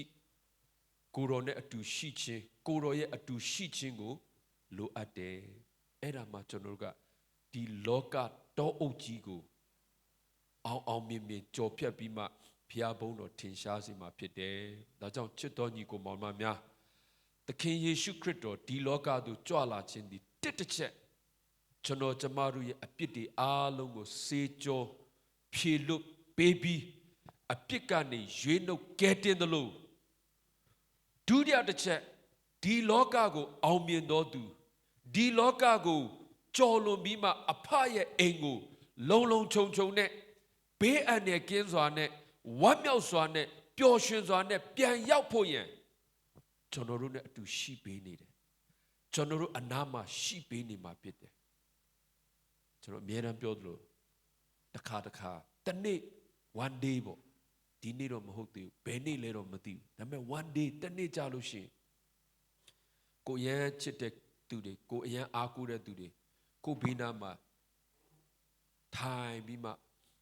ဘာမှမလုပ်ပေးနိုင်တဲ့အရာသူတို့အရန်လုပ်ပေးခြင်းပေမဲ့ဘာလုပ်ပေးရမှမသိတဲ့အချိန်တွေကျွန်တော်လည်းကြုံရနိုင်တယ်ဒါမှမဟုတ်ဘယ်သူမှကိုဘေးနားမှာမရှိဘဲနဲ့ဘယ်သူမှတော့ကိုအဖေလည်းမရှိအမေလည်းမရှိကိုခင်ပွန်းတဲ့သားသမီးဘယ်သူမှမရှိဘဲနဲ့ဒီဘက်မှာစက်ကိရိယာတွေနဲ့ရှူရှဲနဲ့ရှူနေရတဲ့အချိန်တွေလည်း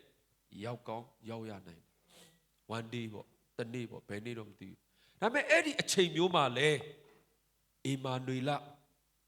ဘုရားခင်ကကျွန်တော်နဲ့အတူရှိနေမှာပဲဒီအချိန်မှာလဲဘုရားကကျွန်တော်နဲ့အတူရှိနေတယ်လို့တယောက်တည်းလို့အထီးကျန်နေရတဲ့အချိန်မှာလဲကျွန်တော်တို့နဲ့အတူရှိပေးနေမယ်အဲ့ဒါမှကျွန်တော်တို့ကအောင်မြင်မှာဖြစ်တယ်အဲကြောင့်ချစ်တော်ညီကိုမောင်မများသခင်ယေရှုခရစ်တော်ကိုမိမိကယ်တင်ပိုင်ရှင်နေနဲ့အကျွင့်မဲ့လက်ခံယုံကြည်ခြင်းအပြင်ထာဝရအသက်ရတယ်ကယ်တင်ခြင်းရတယ်အပြစ်လွတ်ခြင်းခွင့်ကိုရတယ်ငါတို့နဲ့အတူရှိသောဖခင်အေမာနွေလကိုအကျွင့်မဲ့ယုံကြည်အားကိုးခြင်းအပြင်ဒီလောကရဲ့အခက်ခဲလောကရဲ့ဖျားယောင်းသွေးဆောင်ခြင်းလောကရဲ့တောအုပ်ကြီးကိုကျွန်တော်တို့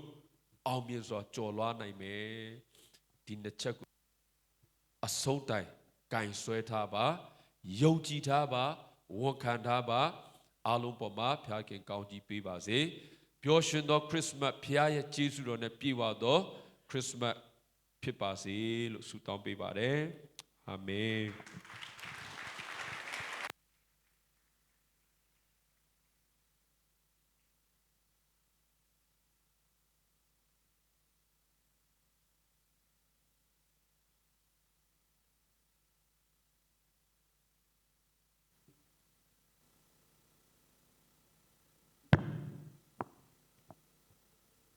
နှုတ်ကပတ်တော်ကိုဝင်ငါပေးတဲ့ဆရာပေါ်မှာလည်းဖျားခင်တာ၍သုံးပြပါစေကောင်းချီးပေးပါစေကျွန်တော်နည်းနည်းညတော့မှာနော်ခရစ်စမတ်နဲ့ပတ်သက်ပြီးတော့ကျွန်တော်ပြီးကြတဲ့နှစ်တွေတော့ဆိုရင်ကျွန်တော်တင်းတော်မှာမြုံကြည်သူတွေပေါ့နော်အပြင်မှာရှိတဲ့ညီကောင်မောင်မတွေခေါ်ဖိတ်ပြီးတော့ဒီမှာဒီဖျားเจ้าထဲမှာလူတွေအပြစ်ပေါ့နော်ခရစ်စမတ်ပွဲကျင်းပတွေရှိတယ်နောက်ပြီးတော့အပြင်မှာကယ်ရီချင်းတွေပေါ့နော် ချင်းနေတီးဆိုရတယ်ရှိတယ်ပေါ့နော်ညတော့ညီငယ်တယောက်နဲ့ပေါ့နော်တကားပြောပြီးတော့ဒီနေ့ခရစ်စမတ်မှာဘလို့နေလဲပြောလာဆိုတိတ်မပြောသလိုပဲတဲ့တိတ်မပြောလို့ပဲဘာဖြစ်လို့လဲဆိုခရစ်စမတ်ကလည်းနည်းနည်း6ကတ်နိုင်တယ်ချင်းလည်းမဆိုအောင်ပေါ့နော်ချင်းလည်းမဆိုအောင်ဒီမှာလဲလူတိတ်ဟောမပြောတာလူတွေလည်းမများဘူးပေါ့နော်အဲကြောင့်မလို့နည်းနည်း6ကတ်နိုင်တယ်တိတ်ပြောသလိုမပြောသလိုပဲ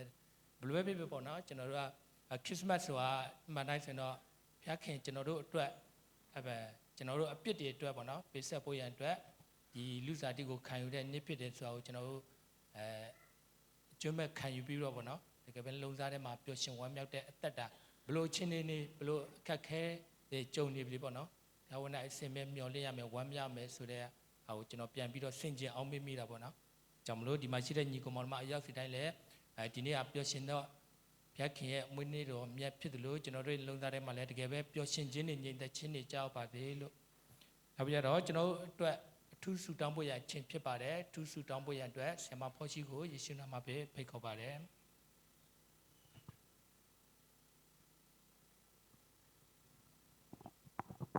ကျွန်တော်တို့ဆုတောင်းတဲ့အခါမှာတကယ်ဖခင်ကိုကျေးဇူးတင်တော့နှလုံးသားနဲ့ဆုတောင်းရအောင်ဖခင်သခင်ရဲ့ကျေးဇူးတော်ကြောင့်ကျွန်တော်တို့ခရစ်စမတ်ကိုကြိုဆိုခွင့်ရတယ်ပေါ့နော်ခရစ်စမတ်ဒီမွေးနေ့တော်ကျေးဇူးတော်ချီးမွမ်းခြင်းပွဲမှာပါဝင်ခွင့်ရတယ်မနေ့ကကျွန်မတငယ်ချင်းတယောက်ရေးတင်တဲ့ post ကိုကျွန်မဖတ်ရတဲ့အခါမှာကျွန်မတို့အတွက်အများစွာတိဆောက်ခြင်းဖြစ်စီတယ်ပေါ့နော်သူဘာရေးထားတယ်လဲဆိုလို့ရှိရင်သူ့အမေကပေါ့နော်ဒီ2025ခုနှစ်ကနေစပြီးတော့မှဒီ2025ခုနှစ်နှစ်စကနေစပြီးဆေးရုံတက်လိုက်ဆင်းလိုက်ဖြစ်နေတာပေါ့နော်ဒီဇင်ဘာ25ရက်ကိုတော့ကြော်နိုင်ပါမလားပေါ့နော်သမီးတယောက်အနေနဲ့ဒီဇင်ဘာ25ရက်နေ့မှာဒီခရစ်စမတ်ပွဲမှာမိခင်နဲ့အတူရှိချင်တယ်နော်အတူတကွမိသားစုစုံညီနဲ့ဒီခရစ်စမတ်ကျေးဇူးတော်ချီးမွမ်းခြင်းမှာပါဝင်ခြင်းနဲ့ဆိုတော့ post ကိုတင်ထားတယ်ပေါ့နော်ဒါကြောင့်မို့ဒီမှာရှိနေတဲ့ဒီနေ့လာကြတဲ့ညီကိုမောင်တို့မအားလုံးပေါ့နော်တာမန်လှုပ်ရိုးလှုပ်စင်တစ်ခုအနေနဲ့25နှစ်ရောက်လို့ရှိရင်နော်ခရစ်စမတ်ပွဲနော်ဂျေဇုတော်ချီးမွမ်းခြင်းပွဲဆင်နွှဲရတယ်ဆိုတော့အဲ့ဒီခံစားချက်မျိုးနဲ့မဟုတ်ဘဲနဲ့တကယ်ဘုရားသခင်အတူရှိနေပေးနေတဲ့မိသားစုတချို့တွေကတော့တယောက်တစ်နေရာစီတယောက်တစ်ကွဲတစ်ပြားစီရှိပေမဲ့လည်းဘုရားရဲ့ဂျေဇုတော်ကြောင့်စုံညီစွာရှိနေတဲ့အရာတွေကိုပြန်ပြီးဂျေဇုတင်ပြီးတော့မှတကယ်ဘုရားသခင်ကိုချစ်တော်စိတ်ဝမ်းသာတော်စိတ်ဂျေဇုတင်သောနှလုံးသားနဲ့ဖျားသခင်ရဲ့ဒီမွေးနေ့တော်ပွဲမှာပေါ့နော်ခရစ်တော်ရဲ့မွေးနေ့တော်ပွဲမှာတူတူကဂျေဇုတင်သောနှလုံးသားနဲ့ဂျေဇုတော်ချီးမွမ်းဖို့ရန်အတွက်ဖိတ်ခေါ်ပါတယ်တူတူကဆုတောင်းကြပါစို့ဂျေဇုမြတ်တော်ရှင်ဖဖျားသခင်ကိုရောကိုဂျေဇုတင်ပါတယ်ကိုရောကိုဂျေဇုတင်လက်ဒီနေ့သားသမီးတို့လှုပ်ဆောင်တဲ့အမှုရာတစ်ခုချင်းစီတိုင်းသားသမီးတို့ဝတ်ပြုကိုယ်ကွယ်ခြင်းတစ်ခုချင်းစီတိုင်းကိုဖျားသခင်လက်တော်သို့အနံပါတယ်ဘုရားသခင်ရဲ့ကျေးဇူးတော်ကြောင့်သားသမီးတို့ဒီနေ့သိကိုဝင်စားခွင့်ရတယ်2025ခုနှစ်ရဲ့မွေးနေ့တော်ကျေးဇူးတော်ချီးမွမ်းခြင်းဝတ်ကိုသားသမီးတို့မိသားစုတွေစုံညီစွာအသင်းသူတင်သားတွေစုံညီစွာနဲ့ဝင်စားခွင့်ရတဲ့အတွက်ကိုရောကိုကျေးဇူးတင်ပါတယ်အဖဘုရားသခင်ဒီကျေးဇူးတော်ချီးမွမ်းခြင်းကိုပါဝင်ဆင်နွှဲလက်ရှိကြသောဝတ်ပြုကိုယ်ကွယ်လက်ရှိကြသောသားသမီးချင်းရဲ့အရောက်ချင်းစီတိုင်းရဲ့အသက်တာထဲမှာဒီဝတ်ပြုကိုယ်ကွယ်ခြင်းကိုတာမန်လှုပ်ရိုးလှုပ်စင်တစ်ခုလိုပဲလှုပ်ခြင်းမဟုတ်ဘဲနဲ့တကယ်ဖျားကိုကြီးစီးတဲ့နှလုံးသားဖြစ်ပါဝင်နိုင်သောအသက်တာထဲမှာရှိပြီးတော့ပါဒီအချိန်မှာသားသမီးတို့ဒီတက်တောင့်တက်တာစွာဖြင့်ဒီဂျေဇုတော်ချီးမွမ်းခြင်းကိုဆင်နွှဲခွင့်ရပေမဲ့တချို့သောနေရာတွေမှာတချို့သောသူတွေရဲ့အသက်တာထဲမှာဒီအခွင့်အရေးကိုခက်ခဲစွာစောင့်နေစားကြတဲ့သားသမီးတွေတချို့သောသားသမီးတွေရဲ့အသက်တာထဲမှာအသက်ဘေးအန္တရာယ်ထဲကနေပြီးတော့မှကိုရီးယားမွေးနေ့တော်ဂျေဇုတော်ချီးမွမ်းခြင်းကိုဆင်နွှဲရတဲ့သားသမီးတွေများစွာရှိပါတယ်ဂျေဇုတော်အဖြစ်သားသမီးတို့တွေဒီနေရာမှာတက်တောင့်တက်တာစွာဖြင့်သားသမီးတို့ဒီဂျေဇုတော်ချီးမွမ်းခြင်းကိုလောက်ရကြတဲ့အခွင့်ကိုကိုရောပေးတဲ့အရာတွေကိုတကယ်ဂျေဇုတင်တဲ့နှလုံးသားဖြင့်ဒီဝတ်ကိုပြုနိုင်တဲ့အသက်တာထဲမှာရှိပြီးတော့ပါဖဖျားသခင်ကိုရောဒီနေ့ကြားနာတဲ့နှုတ်ကပတ်တော်အတွက်လည်းကိုရောကိုဂျေဇုတင်ပါတယ်ဖဖျားသခင်သားသမီးတွေအသက်တာထဲမှာဒီခရစ်တော်မွေးဖွားခြင်းကိုနှစ်စဉ်နှစ်တိုင်းမှာသူငယ်တော်မွေးဖွားခြင်းကိုအချိန်ချင်းမွေးဖွားတဲ့အစ်စ်မှာပဲတငယ်တော်နေရာမှာပဲထားခြင်းမဟုတ်ပဲနဲ့သားသမီးတို့ရဲ့အသက်တာထဲမှာအေမာနွေလတည်ဟူသောသခင်ခရစ်တော်နဲ့သူနေ့စဉ်ရက်တိုင်းမှာအသက်ရှင်တော်သက်တာထဲမှာရှိပြီးတော့ပါကိုရောရဲ့စံနှုန်းကိုရောရဲ့ချိန်ခွင်နဲ့တိုင်းတာမယ်ဆိုလို့ရှိရင်သားသမီးတို့သည်အရေးချင်းပြည့်မိကြတော်သူများမဟုတ်ပါဘူးဖဖျားခင်သိ သို့တော်လည်းပဲသားသမီးတွေအသက်တာထဲမှာကိုရီးယားချိန်ခွင်နဲ့ချိန်မဲ့ဆိုလို့ရှိရင်အလေးချိန်ရော့စီမဲ့အားနဲ့ချက်တွေဘုရားသခင်ဘုန်းတော်မထင်ရှားစေတဲ့အသက်တာတွေဘုရားသခင်မနှစ်သက်တဲ့အသက်တာတွေထဲကနေပြီးတော့မှနောင်တရလက်မိမိရဲ့အသက်တာကိုပြုပြင်သောအသက်တာထဲမှာရှိစီတော်မူလက်သခင်ခရစ်တော်သည်အသင်းတော်ကိုသိမ်းဆဲတဲ့အချိန်တိုင်းသို့ရောက်သည့်တိုင်အောင်သားသမီးတို့သည်သစ္စာကပန်းသည်ဟူသောကပန်းကိုစီးထားလက်ခရစ်တော်နဲ့တူပြန်လဲပြီးတော့မှဆိုးဆန်းနိုင်ရသောခွင့်ဝင်စားနိုင်ရသောခွင့်ကိုကိုရောဖျားမဆားလက်ယေရှုပြုတော်မူပါကိုရင်းနဲ့အတူဘုန်းတော်ဝင်စားခွင့်ရတဲ့အခါမှာကိုရင်းနဲ့အတူစိုးစံခွင့်ရတဲ့အခါမှာလက်ချီတက်တက်ပါသွားသောအသက်တာမဟုတ်ဘဲနဲ့တကယ်ဘုရားသခင်ဘုန်းတော်ထင်ရှားသောဘုရားသခင်ချီးမွမ်းခြင်းဘုရားသခင်ကောင်းချီးပေးခြင်းကိုခံစားရှိသောအသက်တာဖြင့်ကိုရောနဲ့ပြန်လည်ပြီးဆုံတွေ့နိုင်ရသောအသက်တာထဲမှာရှိနိုင်စေဖို့ရန်အတွက်နေ့စဉ်သားသမီးအသက်ရှင်ခြင်းထဲမှာသခင်ခရစ်တော်ရဲ့အလိုတော်နဲ့ညီလိုက်လျှောက်အသက်ရှင်သောအသက်တာကိုရောဘုန်းတော်ထင်ရှားသောအသက်တာထဲမှာရွေးချယ်ရှောက်နှံအသက်ရှင်သောအသက်တာတွေထဲမှာရှိစီတော်မူပါကိုရောသားသမီးတို့အသင်းတော်မှာရှိတဲ့တက်ကြီးသူများအားလုံးအတွက်ကိုရောကိုယေရှုတင်ပါတယ်ဖဖျားသခင်ဒီနေ့ခရစ်မတ်ကိုအားလုံးဝင်စားရသောအခွင့်ကိုကိုရောဖျားသခင်ဒီပြင်ဆင်ပေးအတွက်ကိုရောကိုယေရှုတင်ပါတယ်ထိုနည်းတူအိမ်ထောင်မိသားစုဝင်တွေအသီးသီးလူငယ်လူရွယ်တွေအသီးသီးပေါ်မှာတော်လကောင်းခလေးသူငယ်တွေအသီးသီးပေါ်မှာတော်လကောင်းကိုရောရဲ့မွေးနေ့တော်ယေရှုတော်ချီးမွမ်းခြင်းကိုဝင်စားရသောအခွင့်ကိုကိုရောဖျားသခင်ဒီပြင်ဆင်ပေးအတွက်ကိုရောကိုအင်မတန်မှယေရှုတင်ပါတယ်ဖဖျားသခင်ဆက်လက်ပြီးတော့မှအားလုံးရဲ့အသက်တာထဲမှာဘုရားသခင်သည်လမ်းပြတော်မူပါပို့ဆောင်တော်မူပါကိုရောဘုန်းတော်ထင်ရှားသောအသက်တာထဲမှာရှိပြီးတော်မူပါသားသမီးတို့ပြောဆိုခြင်းကြံစီခြင်းသားသမီးတို့တွေးခေါ်တဲ့အကြံစီနှလုံးသားတွေသားသမီးလှုပ်ဆောင်တဲ့အမှုရာတစ်ခုချင်းစီတိုင်းသေးသည်သားသမီးပြောဆိုတဲ့အမှုရာတစ်ခုချင်းစီတိုင်းဟာဘုရားသခင်ဘုန်းတော်ထင်ရှားဖို့ရန်အတွက်ဖြစ်စီတော်မူပါသားသမီးတွေအားနည်းခြင်းအဖြစ်အားနည်းတဲ့သူတွေရဲ့အသက်တာထဲမှာထိမိရဲ့လဲဆရာမဖြစ်နိုင်စေဖို့ရန်အတွက်ဘယ်အမှုရာကိုမဆိုလှုပ်သည်ဖြစ်စေပြောသည်ဖြစ်စေစားသည်ဖြစ်စေသွားသည်ဖြစ်စေလာသည်ဖြစ်စေဘုရားကဘုန်းတော်ထင်ရှားသောတက်တာထဲမှာရှိစီတော်မူပါဖဘုရားခင်ဆက်လက်ပြီးတော့မှကိုရောဖဘုရားဒီနေ့မှာဒီဂျေဇုတော်ချီးမွမ်းခြင်းဝတ်မှာပေါဝင်ခြင်းတော်ညာလည်းပဲအလုတ်နာခွင့်မရတဲ့သားသမီးတွေကိုလည်းဘုရားခင်သည်ပါရှိအတူပါရှိတော်မူပါသူတို့စိတ်စေတနာကိုဘုရားခင်သည်တိမှတ်လက်ဘုရားခင်သည်ရှိတဲ့နေရာမှာသူတို့ကိုဘေးကင်းလို့ခြုံရတော့အခွင့်ကိုကိုရောပေးတော်မူပါသားသမီးတို့မြန်မာပြည်မှာရှိနေတော့စစ်ပေးရှောင်းနေပေါ်မှာတော်၎င်းအခက်ခဲတွေဒီပုံပြေးလွှာပုံရှောင်းနေရတဲ့အတွက်ကြောင့်မလို့ဒီမွေးနေ့တော်ကျေးဇူးတော်ချီးမွမ်းချစ်ကိုမပြုတ်နိုင်တဲ့သားသမီးတွေအတွက်တော်၎င်းထိုနည်းတူမိဘတွေအဖိုးအဖွားတွေအိမ်ထောင်မိသားစုဝင်တွေအထက်မှာနာမကျန်းဖြစ်နေတဲ့အတွက်ကြောင့်မလို့ဒီနေ့ရက်ကိုကြိုးဆိုနိုင်ပါမလားဆိုပြီးတော့မှစိတ်ပူပန်နေရှိတဲ့သားသမီးတွေဒီနေ့ရက်ကိုကြိုးဆိုခွင့်ရတော်ညာလည်းပဲတရားရခိုင်နှုန်းပြည့်ပျော်ရွှင်နိုင်ခွင့်မရတဲ့သားသမီးတွေအားလုံးရဲ့အသက်တာထဲမှာသခင်ခရစ်တော်ရဲ့မွေးဖွားခြင်းနဲ့ဆက်ဆိုင်တဲ့ငြိမ်သက်ခြင်းဝမ်းမြောက်ခြင်းပျော်ရွှင်ခြင်းဆုကျေးဇူးမင်္ဂလာများဤသားသမီးရဲ့အသက်တာထဲမှာခံစားရှိစေပါမယ်ကြောင်းကိုရောဖျားမဆားလက်ကျေးဇူးပြုပေးသနာတော်မှာဖဖျားသခင်ဆက်လက်ပြီးတော့မှကိုရောဖဖျားသခင်ဒီကိုရီးယားခရစ်စမတ်ကျေးဇူးတော်ချီးမွမ်းခြင်းမွေးနေ့တော်ကျေးဇူးတော်ချီးမွမ်းခြင်းသာမကဘဲနဲ့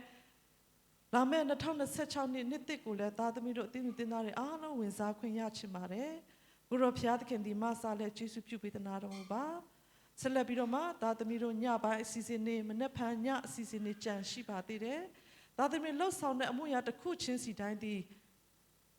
ီတာမန်လှုပ်ရုံလှုပ်စဉ်တစ်ခုအနေနဲ့လှုပ်ဆောင်ခြင်းမဟုတ်ဘဲနဲ့တကယ်ဖျားသခင်ကိုကျေးဇူးတင်တော်နှလုံးသားဖြစ်ပြန်လည်ပြီးတော့မှမိမိတို့ကြာရအခန်းကဏ္ဍအနေဝမ်းမြောက်စွာပါဝင်ဆင်နွှဲသောအသက်တာထဲမှာရှိစီတော်မူပါသားသမီးတို့အသက်တာထဲမှာပြုမှုလျက်တစ်ခုချင်းစီတိုင်းဒီကိုရောဘုန်းတော်ထင်ရှားဖို့ရန်အတွက်တော်၎င်းလာမဲ့နောက်လာနောက်သားတွေအတွက်ဘုရားသခင်နှစ်သက်သောအမွေအနှစ်ကိုချန်နာပေးတဲ့အသက်တာထဲမှာရှိနိုင်စေဖို့ရန်အတွက်တော်၎င်းဥဆောင်နေလက်ရှိတဲ့သားသမီးတွေပေါ်မှာဖြစ်စေနောက်လိုက်လောက်ကန်နေလက်ရှိတဲ့သားသမီးတွေမှာဖြစ်စေကိုရောဘုရားသခင်နှစ်သက်သောစိတ်တော်ထားကိုရောပေးတော်မူလက်အရောက်ချင်းစီတိုင်းကိုချမ်းသာခြင်းခွန်အားပေးတော်မူပါဖဘုရားသခင်ကိုရောဆက်လက်ပြီးတနေ့တာလုံးကိုကိုရောပို့ဆောင်တော်မူပါသားသမီးတို့ကိုစင်သဖြစ်ကောင်းချီးပေးတော်မူပါသားသမီးနေရာကိုချမ်းဝစီပါသားသမီးဒီပြန်နဲ့လွတ်ကင်းမှမိကြောက်ကိုရလက်တော်ဟာသားသမီးဖက်မှနေအစင်မြဲကွယ်ကစောင့်မတော်မူပါအလုံးစုံသောစုပထနာများအတွက်ကေရမရှိသခင်ရှုခရစ်နမတော်အဖြစ်ဒီကွာကျေးဇူးတော်ချီးမွမ်းနဲ့ဆုတောင်းပါတယ်ဖာအာမင်ကျွန်တော်ဆုတောင်းတဲ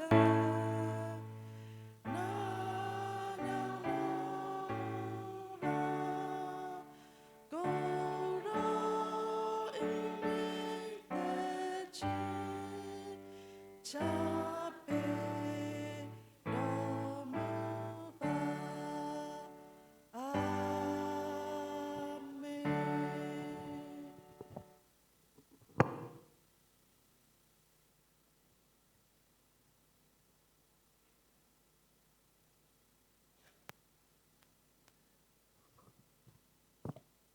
များအတွက်စုကိုပြည်စုံစွာဆုတောင်းပေးတဲ့ဆရာမပေါ်မှာလည်းဘုရားခင်တာ၍အသုံးပြုကောင်းချီးပေးပါသည်ခုချိန်မှာတော့ကျွန်တော်အသင်းတော်မိဘတွေကိုလက်ဆောင်ပေးဖို့ရန်အချိန်ဖြစ်ပါတယ်လက်ဆောင်ပေးဖို့ရန်အတွက်ကျွန်တော်ဆရာမဦးဆောင်ပေးဖို့ရန်ဖိတ်ခေါ်ပါတယ်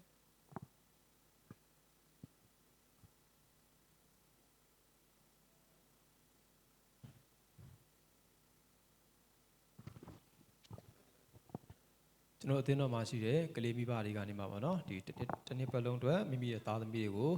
နှုတ်ကပတ်တော်တမန်တရားနဲ့အညီနော်တင်ကြားပူချပြသပေးတဲ့စန္ဒိစုဆရာမတွေကိုလက်ဆောင်ပေးခြင်းအစီအစဉ်ဖြစ်ပါတယ်ကျွန်တော်တို့လက်ဆောင်အစီအစဉ်တွေကိုဆရာတော်ကနေမှပေးပေးပါလို့ဆရာကိုဖိတ်ခေါ်ပါတယ်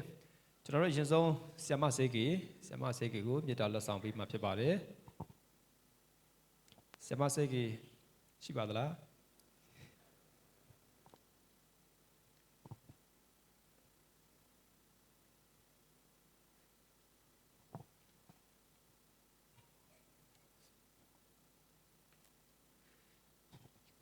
ကျွန်တော်တို့ကလက်ခုပ်တီးပေးအောင်ပြီးရင်ကျွန်တော်တို့ဆ iam ပီပြီးရင်ဆ iam လက်ပွက်ထော်အသင့်ပြင်ထားပေးပါ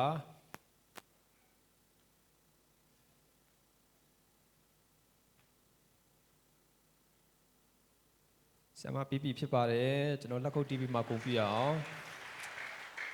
ဆ iam လက်ပွက်ထော်ရှိပါသလားမရှိရင်ကိုစားယူပေးပါဆ iam လက်ပွက်ထော်ရဲ့လက်ထောက်ဖြစ်ပါတယ်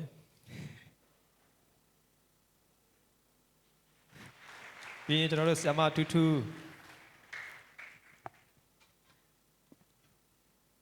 တူပြီးရင်ဆ iam ကွီကွီမရှိရင်ကျွန်တော်တို့ကိုစားတယောက်လောက်ယူထားပေးပါကိုစလဲ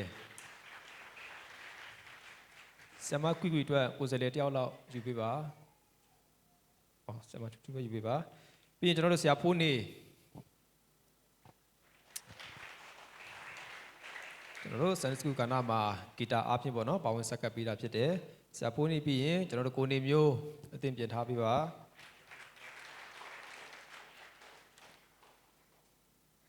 ကိုနေမျိုးပြီးရင်ကျွန်တော်တို့ကိုကျော်သူဝင်း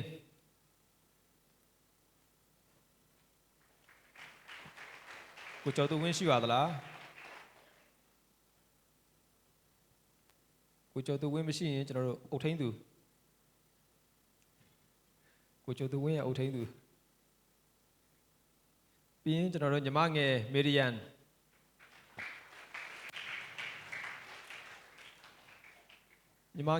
ရှိပါသလားကျွန်တော်မရှိဘူးเนาะမရှိဘူးဆိုကိုစားတယောက်လောက်ယူပေးပါဖျားเจ้าကုန်းကဘယ်သူရှိမလဲမေရီယန်ဆိုမကျူးမကိုစလဲလက်ခံပေးပါကျေးဇူးတင်ပါတယ်ဟုတ်ကဲ့ဆရာကျေးဇူးတင်ပါတယ်ဆရာပြီးရင်ပေါ့နော်ကျွန်တော်တို့အသင်းတော်မှာရှိတဲ့ကလေးသူငယ်တွေပေါ့နော်ကျွန်တော်တို့တရောသင်ပေးတဲ့ဆရာဆရာမတွေကိုတရောသင်ကြားတဲ့ကလေးမိဘတွေကနေမှကျွန်တော်မြတ်တာလက်ဆောင်ပေးမှာဖြစ်ပါတယ်အဲ့အတွက်ကျွန်တော်တို့တရောသင်ပေးတဲ့ဆရာမတွေကိုလက်ဆောင်ပေးဖို့ရန်အတွက်ဆရာမကနေမှတဆင်ပေးပါလို့ဆရာမကိုဖိတ်ခေါ်ပါတယ်အရင်ဆုံးကျွန်တော်တို့တရောသင်ပေးတဲ့ဆရာမဇူလိုင်ရှိပါလားကျွန်တော်ဂျားရက်ဆိုတော့เนาะကျွန်တော်တို့အလုပ်တွေမအားကြဘူးရှိတယ်နောက်မှာပုံးနေတာဆ iam ဇူလိုင်ပြီးရင်ကျွန်တော်တို့ဆ iam ပီချို ready ပြင်ထားပေးပါ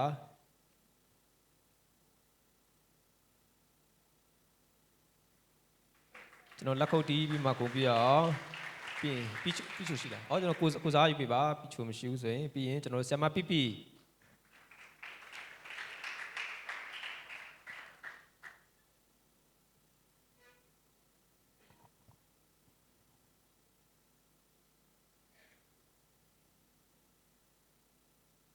ရင်ကျွန်တော်ညီမငယ်တရားဝါ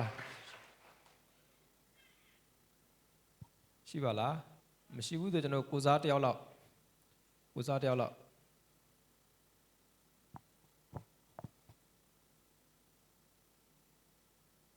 ဟုတ်ကဲ့ကျေးဇူးတင်ပါတယ်ဆရာမကျေးဇူးတင်ပါတယ်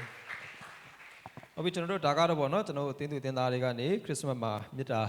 လက်ဆောင်အဖြစ်ကျွန်တော်တို့အသင်းသူအသင်းသားတွေရဲ့ချစ်ချင်းမြတ်တာစူးစီးပြီးတော့မှထည့်ထားတဲ့စာရီလေးတေးသေးလေးဖြစ်ပါတယ်အထက်မှာတော့မြတ်တာတွေကတော့အကြီးပေါ့နော် အဲ့တော့ကျွန်တော်ဒီခရစ်စမတ်မြတ်တာလက်ဆောင်ကိုလက်ခံပေးဖို့ဆရာတော်ကိုဖိတ်ခေါ်ပါတယ်ဆရာကိုလက်ဆောင်ပေးဖို့ဖြစ်ပါတယ်ကျွန်တော်တင်သနာတွေရဲ့ချစ်ချင်းမြတ်တာတွေစူးစီးပြီးတော့မှစာရေးတေးသေးလေးထဲမှာမြတ်တာတွေအများကြီးပေါင်းထည့်ထားတာဖြစ်ပါတယ်ဆရာတော်မိသားစုအတွက်ကျွန်တော်အားရပါရလက်ခုပ်တီးပေးရအောင်ကျွန်တော်တို့ဟုတ်ကဲ့ကျေးဇူးတင်ပါတယ်ဆရာကျွန်တော်ဒီဘက်မှာဘာမှရေးမထားဘူးပေါ့နော်ဘာမှရေးမထားဘူးဆိုတော့ကျွန်တော်ကြံရှိတဲ့အစီအစဉ်ကိုဆရာမထံအပ်နှံပါတယ်ဆရာမကနေမှကြံတဲ့အစီအစဉ်ကိုဆက်လက်ယူမှာဖြစ်ပါတယ်ကျမတို့အသင်းတော်ကနေပြီးတော့ဗောနော်ဒီကရင်နှစ်တိကူမှာပို့တဲ့အလူငွေဗောနော်ဒီပို့မှပဲမဟုတ်ပါဘူးမပို့ပဲမဲ့လည်းကျမတို့နှစ်စဉ်နှစ်တိုင်းမှာခရစ်စမတ်မှာကျမတို့အသင်းတော်မှာရှိတဲ့အသက်ကြီးသူအသက်60အထက်မိဘတွေကိုဗောနော်ကျမတို့ပြန်ပြီးတော့မှခရစ်စမတ်လက်ဆောင်အစီအစဉ်ပြန်ပေးဝေတာရှိပါတယ်ဗောနော်အခုကဲ၍ဒီကျမခေါ်သွားတဲ့နာမည်တွေထဲမှာဗောနော်ကြံခဲ့တယ်ဆိုလို့ရှိရင်ကျမကိုပြောပေးပါဗောနော်ပြီးလို့ရှိရင်ဒီတလနလမှာအတိရောက်လာတဲ့သူတွေလည်းကျမမသိလို့လေနော်ဂျေစုပြည့်ကြံခဲ့တယ်ဆိုပြောပေးပါပြီးရင်ကျမနာမည်ကြိုပြောမှဖြစ်ပါတယ်ဗောနော်ကဲ၍ကိုမိဘဖိုးဖွားဒါမှမဟုတ်ရှင်လည်းတငယ်ချင်းတွေမလာဘူးဆိုကြိုတင်ပြီးတော့မှယူပေးဖွင့်အတွက်မေတ္တာရက်ခံပါတယ်ဟိုကိုစားဗောနော်ဘာလဲဆိုလူများလို့ဖြစ်ပါတယ်ဗောနော်မေတ္တာရက်ခံလို့ပါတယ်လို့ပထမဆုံးဗောနော်စိတ်အတော်ဒေါ်ကြီးမေတ္တာလက်ဆောင်ယူပေးပါပြီးရင်ဖီမမီဆရာတော်ဟုတ်ကဲ့ဟုတ်ကဲ့ဆရာပေးပါတဲ့ဟုတ်ကဲ့ရှင်နောက်တစ်ခုထပ်ရတာလားစိတ်အတော်ဒေါ်ကြီးပြီးရင်ဖီမမီပြင်ထားပေးပါပြီးရင်အဖီတန်တန်ကိုစားပါနော်မလာနိုင်ကိုစားယူပေးပါဖီမမီပြီးရင်ဖီတန်တန်ကိုစားတယောက်ပြင်ဆင်ထားပေးပါဖီတန်တန်ပြီးလို့ရှိရင်ဖီငိမ့်ဖီတန်တန်ပြီးရင်ဖီငိမ့်ပြီးရင်အဖီတော်ကြည့်အောင်အဖီငိမ့်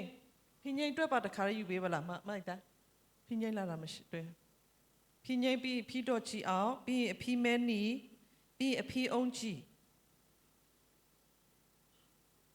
အဖီမဲနီကိုစားပြီးရင်အဖီအုံးကြည့်ပြီးရင်အဖီအေးသိန်းအဖီမဲနီကိုစားပြီးအဖီအုံးကြည့်ပြီးအဖီအေးသိန်းကိုစားလာတာမတွေ့ဘူးပြင်ဆင်ထားပေးပါနောက်လူတွေကြံသေးလို့နော်ဟုတ်အဖီအေးသိန်းပြီးအဖီဘီအဖီတော်ဘီအဖီဘီအဖီတော်ဘီမရှိကိုစားတက်ပြေးမလာဘူးဆိုမညာတို့ကိုစားယူထားပေးပါနော်အဖီတော်ဘီပြီးအဖီတော်လူလူအဖီတော်ကြီးကြီးအဖီဘီရဲ့ကိုစားမညာယူပေးတာပါနော်အဖီတော်လူလူအဖီတော်ကြီးကြီးကိုစားလာပေးပါအဖီတော်လူလူမရှိဘူးလားကိုစားတယောက်လောက်လာပေးလေအဖီတော်ကြီးကြီးနှစ်ယောက်စာလောက်ယူပေးလိုက်နော်ပြီးရင်အဖီဖောဆေဝါအဖီတော်ဂီလ်ဒါအဖီဖောဆေဝါအဖီတော်ဂီလ်ဒါအဖီဖောဆေဝါကိုစားလာမသိဘူးနော်မလောက်မကိုစားမကလည်းမပြီးအဖီတော်ဂီလ်ဒါအဖီတော်အဒေါ်တော်လေးဖို့ sorry အဒေါ်တော်လေးဖို့အဒေါ်တော်လေးဖို့အဖွားလိုက်အဖွား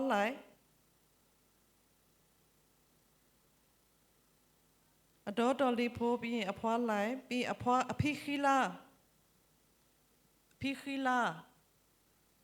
ဖိခီလာပြီးရင်အဖိဒေါ်လာမြစ်အဖိခီလာကိုစားတယောက်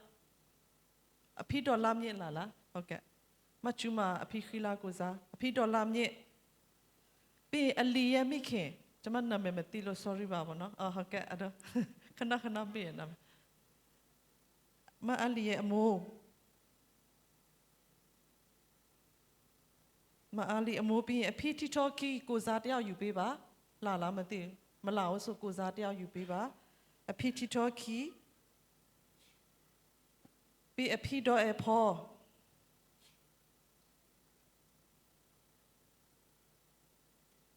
ဖေတော်ရဲ့ဖော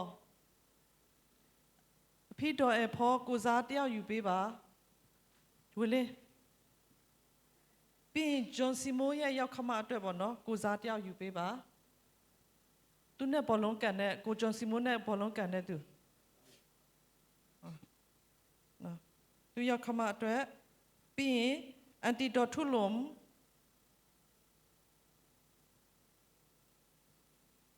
ပြီးရင်ပါခမ်လာ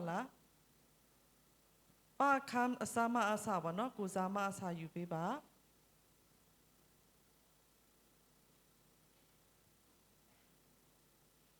ပြီးလို့ရှင်လေဟို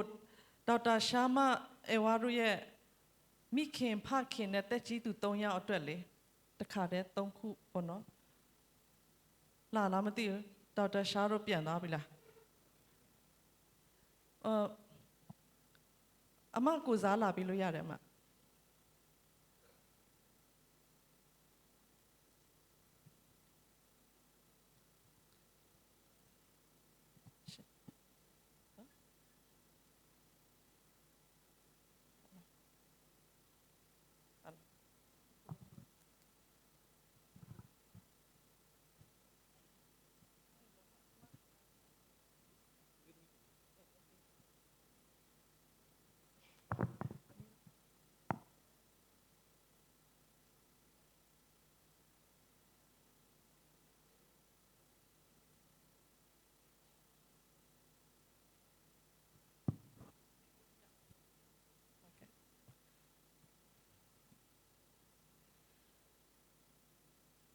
ကြံသေးလားမသိဘူးနော်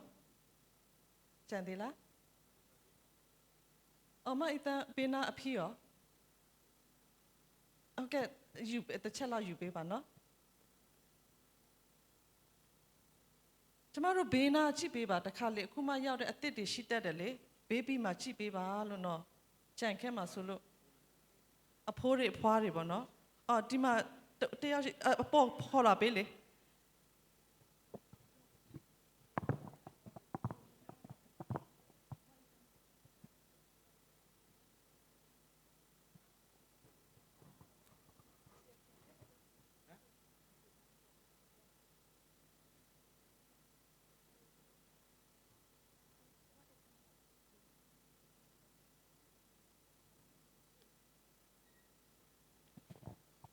ဟိုစားပါလေတီတူထူရောက်ခမ60ကျော်ပြီလားမသိနော်မကျော်သေးဘူးဟုတ်ကဲ့ sorry ပါဘသူကြံသေးလဲဟိုလေမိုက်တာတစ်ချက်လောက်ခေါ်လာပေးပါလားပေးနာပြီအော်လာယူပေးလိုက်ရတယ်ဆိုဒီမှာလာကိုစားတယောက်လာယူပေးလိုက်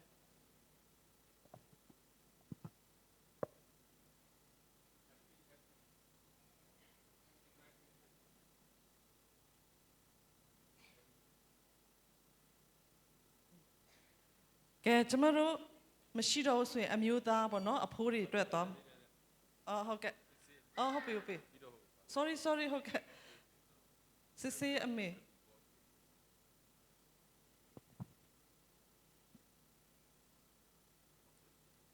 ဟုတ်ကဲ့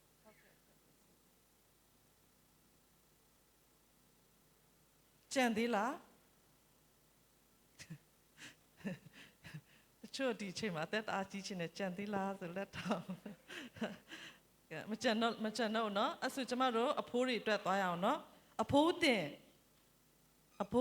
ပြီးအဖိုးဦးလင်းတို့အဖိုးတင်အဖိုးဦးလင်းတို့ပြီးအတီးဘလက်ဆက်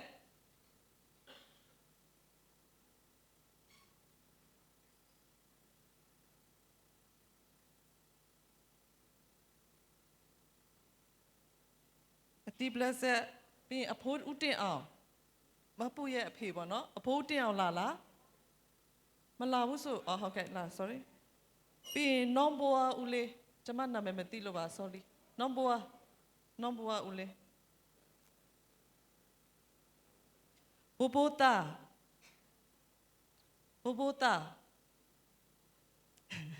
ကိုလာ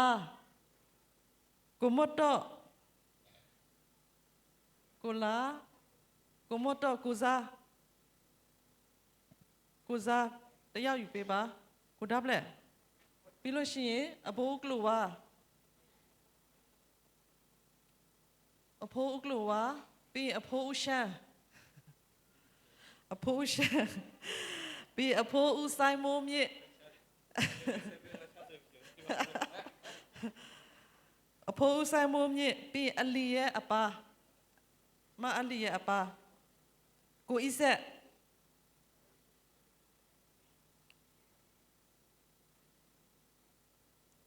ကိုအီဆက်ကိုစားမနော်ဟုတ်ကဲ့အခုဘယ်လောက်ကျန်လဲ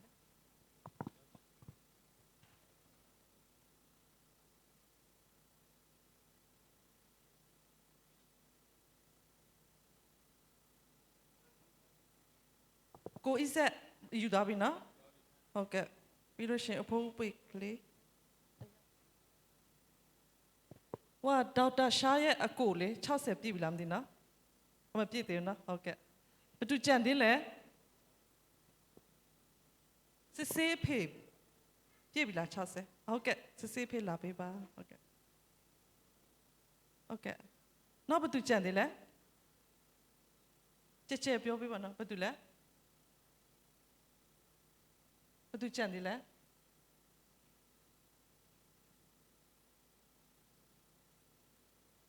ဦးမောင်တို့ဟုတ်ကဲ့အဖိုးမောင်တို့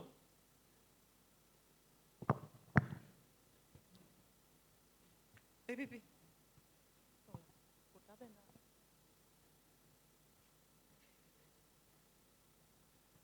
အဖိုးမောင်တို့ပြီးကြပြန်ဖြည့်ပြီးမယ်တက်ပဲပြောတယ်နော်ချီတာရပြန်ဆက်ပေးမယ်နော်ဟုတ်ကဲ့လူအစ်စ်အများရောက်လာတော့လေကျမတို့ဟိုစားပေါ့နော်အဲ့ဒါကြောင့်မလို့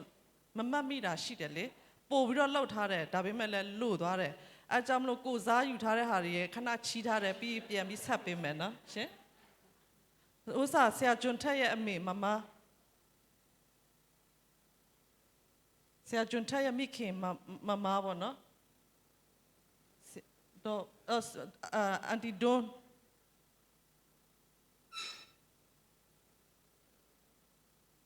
ကျန်သေးလားကိုဘေးမှာအဲ့တဲ့ချိပေးပါနော်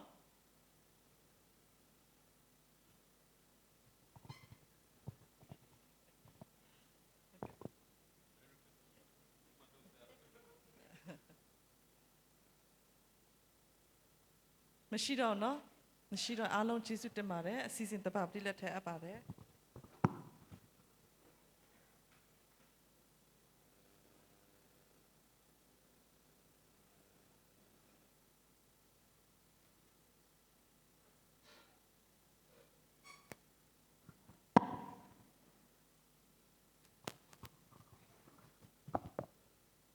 အလုံးကိုကျေးဇူးတင်ပါတယ်ကျွန်တော်ဆက်လက်ပြီးတော့ဥပ္ပကိုကချင်းဆုံးသက်ဖို့ရန်အတွက်ဓမ္မတချင်းတည်ဆိုပြီးဓမ္မတချင်းနံပါတ်82ကိုကျွန်တော်တို့ဒီလူကတည်ဆိုမှာဖြစ်ပါတယ်တည်ဆိုပြီးဆရာတော်ဓမ္မကောင်းကြီးမင်္ဂလာကိုခံယူမှာဖြစ်ပါတယ်အလုံးကိုမတ်တက်ရဖို့ဖိတ်ခေါ်ပါတယ်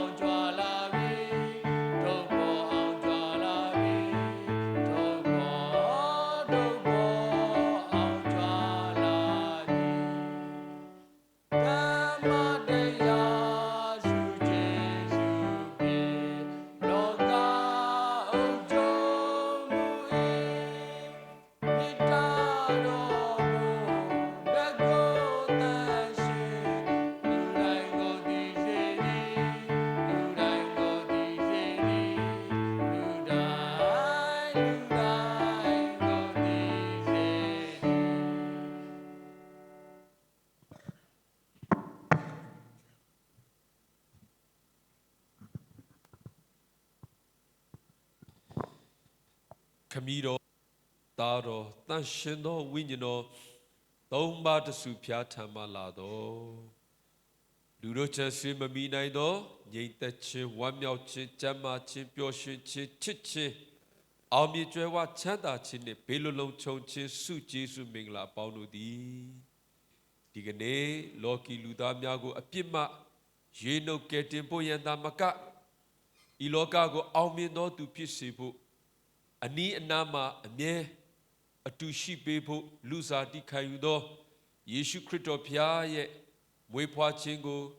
စင်ချင်လက်အောင်မေလက်ကျေးဇူးတော်ချီးမွမ်းလက်ကိုးကွယ်လက်ရှိသောတင်းသူတင်းသားများယနေ့ရဝေဓမ္မမိတ်ဆွေများနဲ့တိုင်းပြည်အခက်အခဲမျိုးမျိုးကြောင့်ဝမ်းနဲ့နာကျင်ကြေကွဲနေရသောတိုင်းသူပြည်သားများအားလုံးအပေါ်သို့ကာလအစဉ်တက်ရောက်တည်ရှိတည်နေပါစေသောအာမင်အာမင်အာမင်အာ